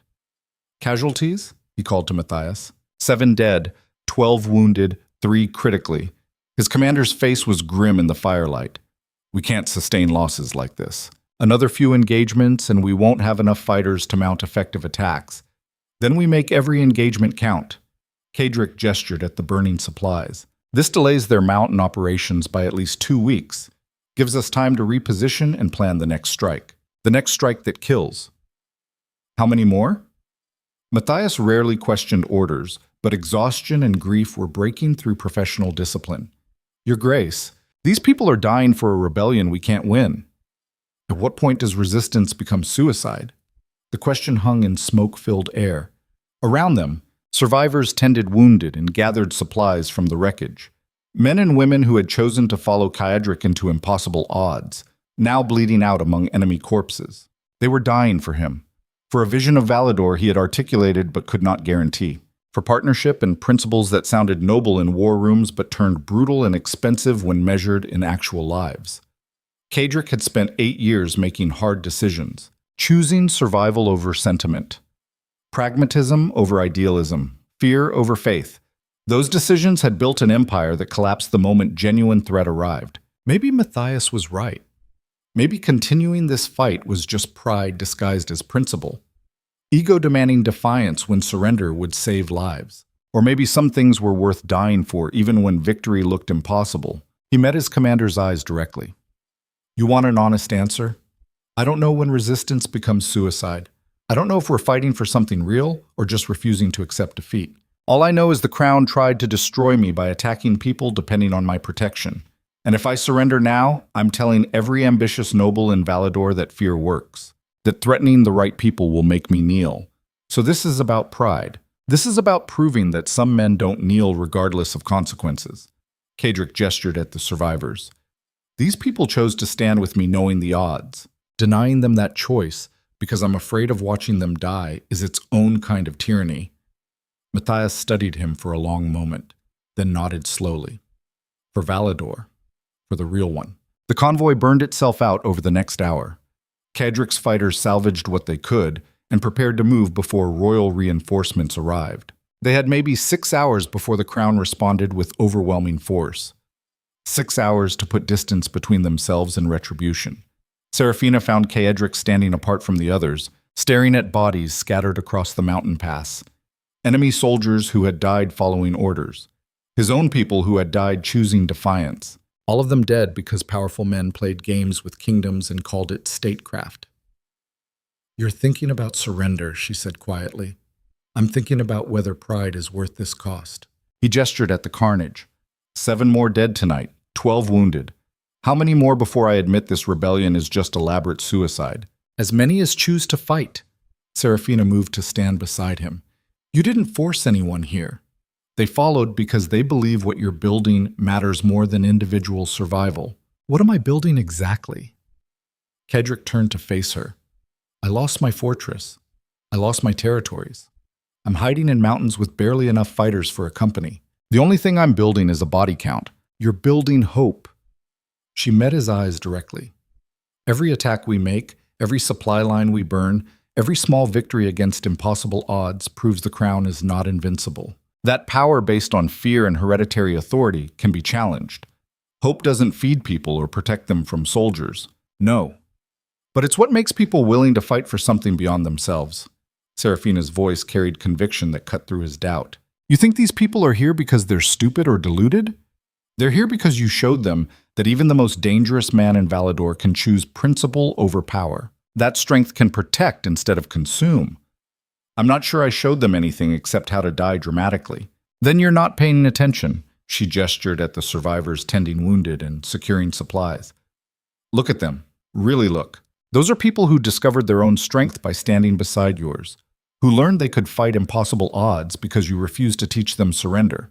Cedric watched his people working with efficient determination despite exhaustion and grief. Saw them caring for wounded with tenderness he had never associated with soldiers. Saw them preparing for the next impossible march with grim acceptance that this was their choice to make. They were not victims of his ambition. They were partners in revolution who had weighed costs and chosen defiance. The realization shifted something in his understanding of leadership. True power was not controlling people through fear. It was inspiring them to discover their own strength and choose solidarity over self-preservation. His father had tried teaching him that. Cedric had been too young and too terrified of vulnerability to understand. Now standing among the ashes of his empire, he finally grasped what the old man had been trying to say. That kingdoms built on fear eventually consumed themselves. That strength measured in domination was just slow-motion suicide. That the only power worth having was the kind freely given by people who chose to stand with you because they believed in what you were becoming. I don't deserve their faith, he said quietly. None of us deserve anything. We just decide what we're going to fight for and live with the consequences. Saraphina took his hand. You chose to fight for a better Valador. These people chose to fight with you. Stop questioning whether you're worthy and start honoring their choice by actually leading them. The words hit with the force of absolution and accusation combined. Cedric squeezed her hand, feeling the rough calluses from weapons and survival. Feeling the strength of someone who had survived poverty and abandonment and political manipulation, only to choose partnership with the most dangerous man in Valador. She could have walked away a dozen times, could have chosen safety over solidarity. She stayed anyway, chose him even when choosing meant dying in mountains hunted by overwhelming force. That kind of loyalty had to mean something beyond delusion or manipulation, had to represent genuine belief in what they were trying to build. And if she believed, maybe he could too. "Thank you," he said simply, "for staying, for believing I'm capable of becoming something better than what I was." "You already are something better." Saraphina's smile was tired but genuine. "You just have trouble seeing it because fear trained you to only recognize strength and domination. What do you see when you look at me? I see a man learning that survival without purpose is just slower dying. That power used to protect instead of control creates loyalty. No amount of fear could purchase." She stepped closer. "I see someone discovering that the bravest thing he could ever do is trust that other people might actually choose to stand with him because they want to, not because they're terrified of the alternative." The observation settled into spaces where doubt had been living. Cedric pulled Saraphina close, holding her with fierce gratitude for this woman who saw past the monster to something worth protecting. "We're probably still going to die in these mountains," he said against her hair. "Probably. But we'll die knowing we fought for something real. That's better than most people get." They stood together among the burning wreckage of Crown authority, while survivors prepared for the next impossible march. The wind carried smoke and the distant sounds of reinforcements approaching. Time to move. The next 6 weeks passed in a blur of movement and violence. Cedric's fighters became ghosts in the mountains, striking supply lines and disappearing before response forces arrived. They moved constantly, never staying anywhere long enough for the Crown to pin them down. Each attack was calculated brutality. Maximum damage with minimum exposure. They burned supplies, assassinated commanders, sabotaged equipment, made occupation of the northern territories expensive enough that nobles supporting the crown started questioning the cost. But the campaign extracted its own price. More fighters died in ambushes gone wrong or wounds that turned fatal without proper treatment. The survivor count dropped from 43 to 38 to 32. Each loss carved something away from Cedric's soul. These were people who trusted him, who followed his orders into situations that killed them. He carried those deaths like stones in his chest, weight accumulating until breathing became difficult. Saraphina noticed. She always noticed. "You're destroying yourself with guilt," she told him one night in a cave that smelled like whetstone and old fires. "Every death, every wound, you're treating it like personal failure instead of the cost of war." "It is personal failure. I'm the one who chose rebellion. I'm the one who rejected surrender. Every person who dies because of that choice is my responsibility." "Yes. And they chose to follow you knowing the risks." She moved closer, forcing him to meet her eyes. Honoring that choice means leading them effectively, not drowning in guilt that makes you hesitate when decisions need making. How do you do it? Stay focused when people are dying around us? By remembering why we're fighting, by keeping sight of what we're trying to build instead of fixating on what we're losing. Saraphina's voice was steel-wrapped in exhaustion. "You taught me that survival without purpose is pointless. Now I'm teaching you that purpose requires accepting costs you'd rather not pay." The role reversal was almost amusing. Saraphina had become the pragmatic one, while Cedric drowned in sentiment he had spent years suppressing. Apparently, trauma and revolution did strange things to people's fundamental natures. Or maybe they just revealed what had always been underneath the armor. "I'm tired," he admitted, "of fighting, of watching people die, of carrying responsibility for outcomes I can barely influence." Then rest. Delegate. Trust that other people are capable of making decisions without your constant oversight. She gestured at the cave entrance where guards maintained watch. "Matthias is a competent commander. Let him handle operations while you recover from wounds that are still trying to kill you." Delegation meant vulnerability, meant trusting others to execute plans without his direct supervision.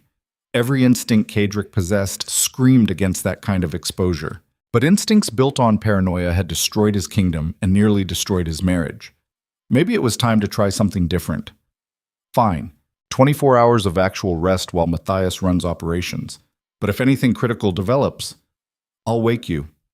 Saraphina pushed him toward the bedroll set up in the cave's corner. "Now sleep before you collapse and make that choice for you." Kedrick settled onto rough fabric, feeling exhaustion crash over him like a physical weight. His last thought before darkness claimed him was that trusting Saraphina to watch over him while vulnerable was either growth or stupidity, possibly both. He slept 14 hours straight, body demanding recovery time he had been denying through sheer stubborn refusal to show weakness. When he finally woke, late afternoon light filtered through the cave entrance and voices murmured in quiet conversation nearby. Kedrick sat up carefully, testing wounds that ached but no longer screamed with every movement, healing slowly, his body rebuilding itself from accumulated damage. Saraphina appeared with water and something that might generously be called food. "You look almost human again, almost feels generous." He accepted both gratefully. What did I miss? Matthias led a successful raid on a garrison supply depot. Minimal casualties, maximum damage. The Crown is now pulling forces from border defense to protect internal supply lines. She settled beside him. "Your strategy is working. We're making occupation expensive enough that political support is fracturing. At what cost? 3 more wounded, none critical. Kedrick, we're winning. Not the conventional war, but the psychological one. Every attack proves resistance is possible. Every small victory inspires others to question Crown authority. Winning felt like a strange word for hiding in caves and watching people die. But maybe that was the point. Maybe victory looked different when you were trying to dismantle power structures instead of seizing them. How long can we sustain this? Months if we're careful. Maybe longer if noble houses start openly defecting to our cause." Seraphina's expression turned serious. "But you need to decide what endgame looks like. Are we fighting to destroy the Crown completely or force them to negotiate?" The question demanded honesty Kedrick was not sure he possessed. What did he actually want from this rebellion? Revenge for betrayal? Justice for murdered soldiers? A better kingdom for people who deserved better rulers? All of the above, and none of them simultaneously. "I want a Valador, where power serves people instead of consuming them," he said slowly, working through the thought as he spoke. "Where the most dangerous men use strength to protect rather than dominate. Where leaders earn loyalty through competence instead of demanding it through fear. So you want to rebuild the kingdom your father tried creating. I want to finish what he started before better men than me killed him for it." Kedrick met her eyes. "Which means fighting until the Crown is weak enough that reform becomes possible. Until nobles understand that hereditary authority without actual competence is just expensive decoration. That's going to require more than guerrilla warfare in mountains. I know.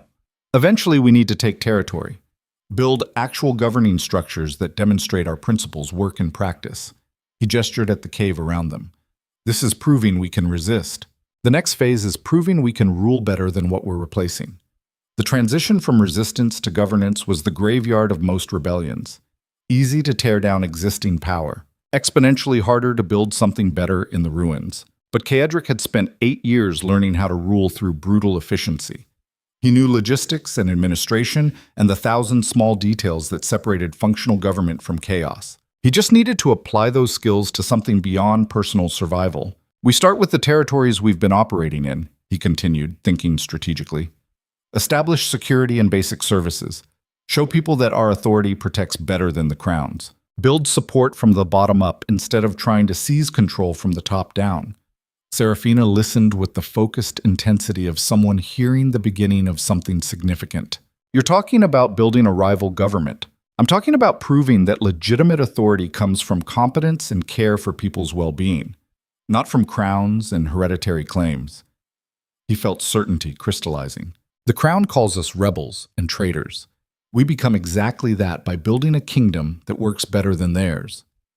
This is going to take years. Probably. But I'm tired of fighting. I want to start building. Want to create something worth the sacrifices people are making." Saraphina smiled, fierce and genuine. "Now you sound like someone worth following." The transition from resistance to governance began slowly. Kedrick's fighters started operating openly in remote northern villages, providing security against bandits and helping organize basic infrastructure. They repaired roads and mediated disputes, and did all the unglamorous work of actual administration. At first, villagers were suspicious. The Iron Duke's reputation preceded him. They expected tyranny disguised as assistance. Instead, they got competence without demands for tribute or absolute loyalty. They got protection without conquest. They got exactly what Ceadric had described. Power used to serve rather than dominate. Word spread.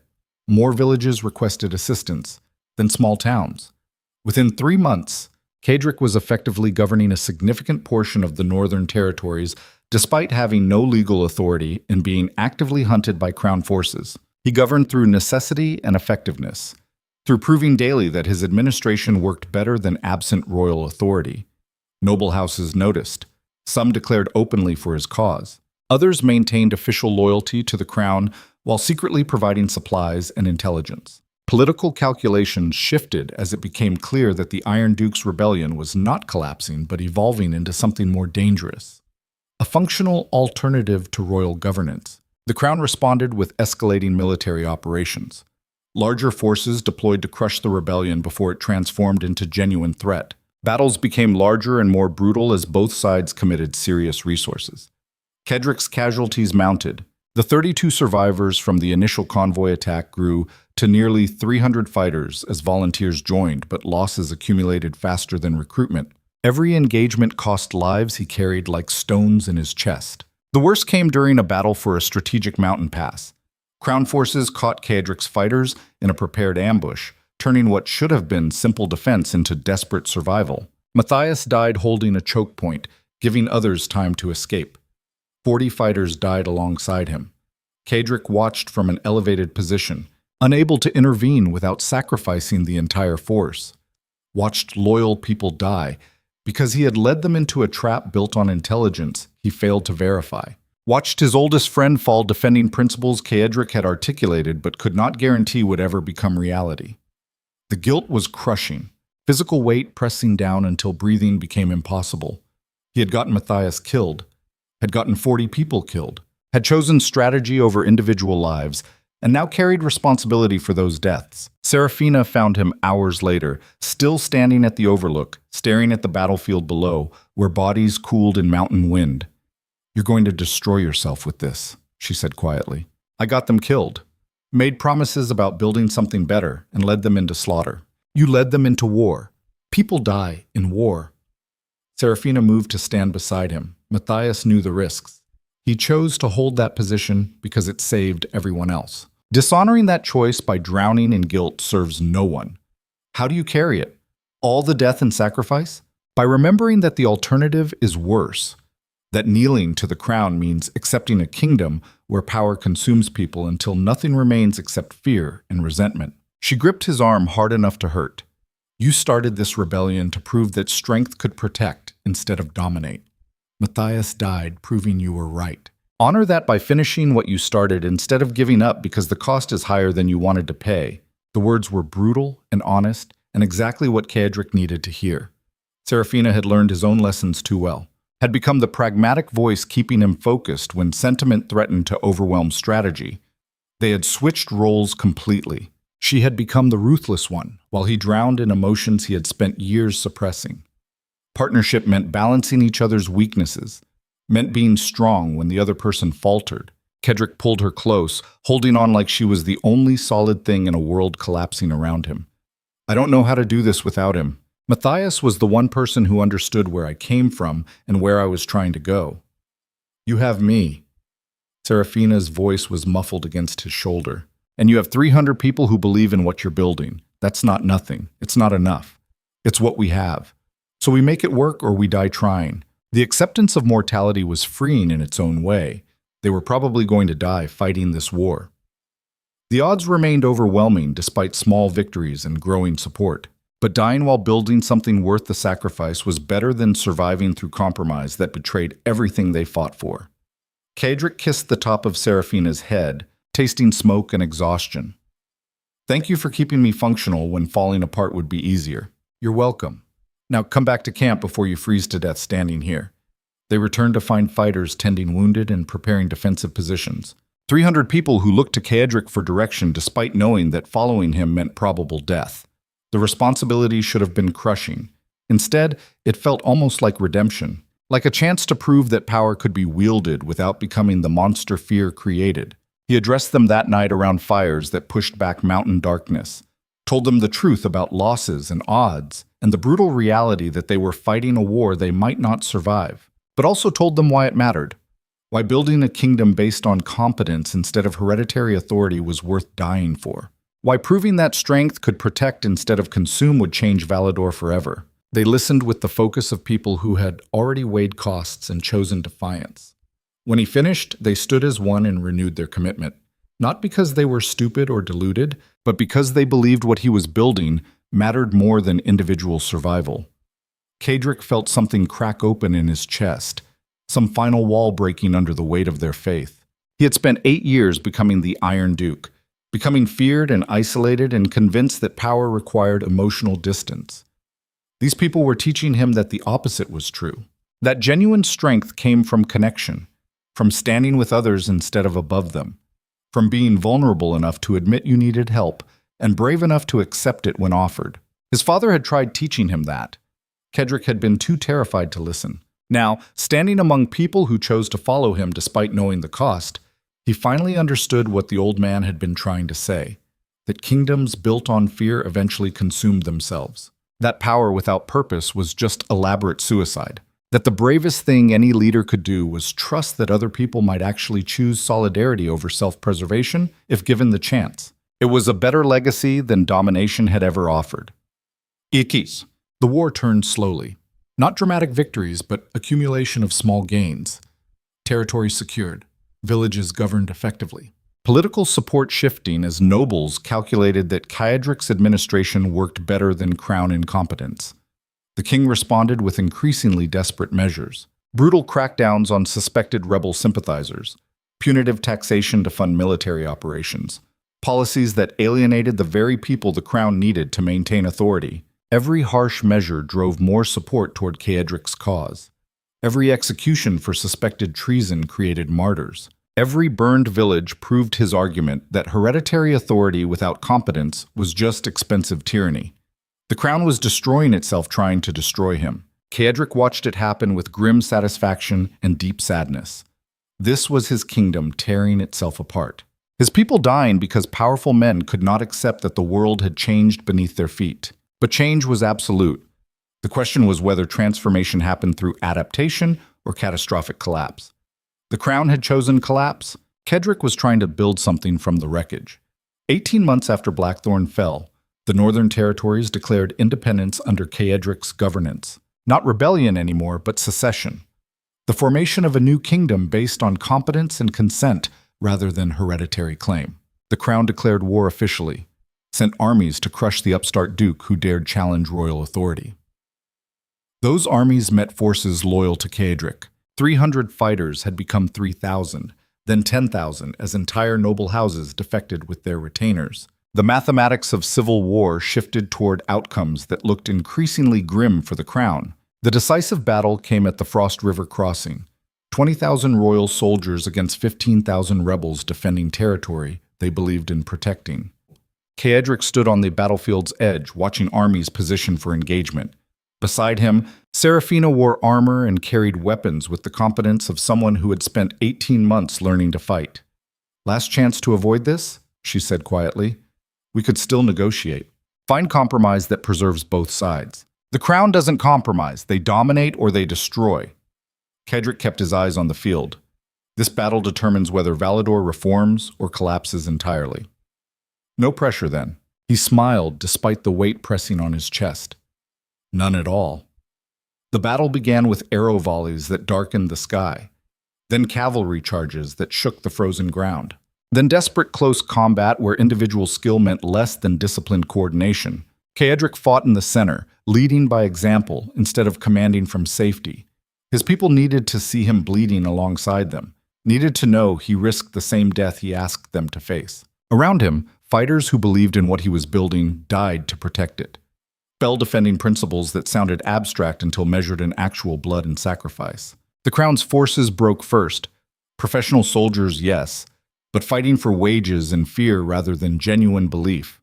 When casualties mounted beyond acceptable levels, they retreated in organized withdrawal that became panicked rout. Cedric's forces pursued until exhaustion or mercy stopped them. The battlefield was a charnel house, thousands dead on both sides. The Frost River actually ran red with blood, water carrying away the evidence of how expensive transformation had become. Victory tasted like ash and iron, like standing among bodies and wondering if the cost had been worth the principle. But when Cedric looked at the survivors, saw people who had chosen to stand with him even when surrender would have been easier, he understood that some costs had to be paid regardless of personal preference. Change required sacrifice. The question was whether that sacrifice served something beyond ego and ambition. Cedric believed it did. Believed these people had died building a better kingdom rather than maintaining a broken one. That belief was all he had to justify the weight he carried. Aspas. The Crown sued for peace 6 months later. Not surrender exactly, but recognition that continued war would destroy both sides. The Treaty of Ashenvale established the Northern Territories as an autonomous region with Cedric as Duke Protector. Not full independence, but functional self-governance. The compromise both sides could claim as victory. Cedric signed the treaty in a tent surrounded by witnesses from noble houses that had backed his rebellion. Saraphina stood beside him, no longer just his wife, but recognized partner in governance. Together they had transformed Valador from hereditary kingdom to something more complex. A realm where different regions experimented with different governmental structures. Where power came from demonstrated competence rather than just bloodline. It was not perfect. Compromises had been made that neither side was happy about. But it was better than what had existed before. Better than what his father had tried creating and died attempting. That night, after celebrations ended and political theater concluded, Cedric found himself alone with Saraphina on a balcony overlooking territory they now governed. "We did it," she said quietly. "Built something real from the ashes." "We survived," Cedric corrected. "Building is what comes next. Always the pragmatist, always the realist." He pulled her close, feeling warmth against the cold night. 2 years ago, I was the Iron Duke ruling through fear and convinced that survival required total control. Now I'm governing through consent and learning that partnership is stronger than domination. Character development looks good on you. Feels strange. Like I'm constantly improvising instead of executing planned strategy. He paused. I'm terrified I'll fail these people. That I'll revert to old patterns when circumstances get difficult. Then I'll remind you which version of yourself actually works. Saraphina leaned against him. That's what partnership means. Being strong when the other person falters. Keeping each other honest about who we're becoming versus who we were. The trust implicit in those words was staggering. That she believed he could become something better than fear had made him. That she would stand beside him while he learned how. "What do you see when you look at me now?" he asked. "I see someone who learned that true strength is not the ability to dominate through fear, but the courage to admit vulnerability and accept help. Someone who discovered that power used to protect creates loyalty no amount of terror could purchase." She turned to face him directly. "I see the man I chose to marry finally becoming the partner I always believed he could be." The observation settled into spaces where doubt used to live. Cedric had spent 30 years becoming the most dangerous man in Valador through systematic brutality and emotional isolation. These past 2 years had taught him that becoming someone worth standing beside required completely different skills, required vulnerability and trust, and the terrifying belief that other people might actually choose solidarity over self-preservation. It had cost him everything he built through fear, his fortress, his territories, his comfortable certainty that domination was the only reliable power. But what he gained was worth more than everything he lost. Partnership with someone who saw him clearly and chose to stay anyway. Loyalty freely given by people who believed in what he was building. Purpose beyond survival. A better legacy than fear had ever offered. "I love you," he said simply. The words felt strange and powerful. "Should have probably told you that before now." "I know." Saraphina smiled. "You show it every time you choose trust over paranoia. Every time you delegate instead of controlling everything yourself. Every time you admit vulnerability instead of pretending invincibility. Not very romantic. We're not very romantic people, but we're real and honest and committed to building something that matters more than individual comfort." She kissed him with fierce tenderness. "That's better than romance." Cedric held her close, feeling gratitude and hope, and the cautious belief that maybe, just maybe, they had actually succeeded in building something worth the sacrifices made. Below them, the territories they governed settled into peaceful night. Lights from distant villages marked where people lived under protection that served rather than consumed them, where power was wielded for purpose beyond ego and ambition. It was imperfect and fragile and required constant work to maintain, but it was real, built through choice and sacrifice, and the absolute conviction that some things were worth fighting for even when victory seemed impossible. Cedric had spent 8 years becoming a monster, had ruled through fear and calculated brutality, had convinced himself that survival required emotional distance and absolute control. Then Saraphina had arrived and taught him that the opposite was true, that genuine strength came from connection, that power without purpose was just elaborate suicide, that the bravest thing any person could do was choose to trust someone else completely and build something together. It had taken losing everything to learn what actually mattered. But standing here with Saraphina, governing territories that functioned better than hereditary kingdom they had rebelled against, Cedric finally understood what his father had been trying to teach him. That kingdoms built on fear eventually consumed themselves. That power used to protect instead of dominate created loyalty no amount of terror could purchase. That true strength was not domination, but the courage to be vulnerable and trust that other people might actually choose to stand with you because they believed in what you represented. It was a better legacy than the Iron Duke had ever built.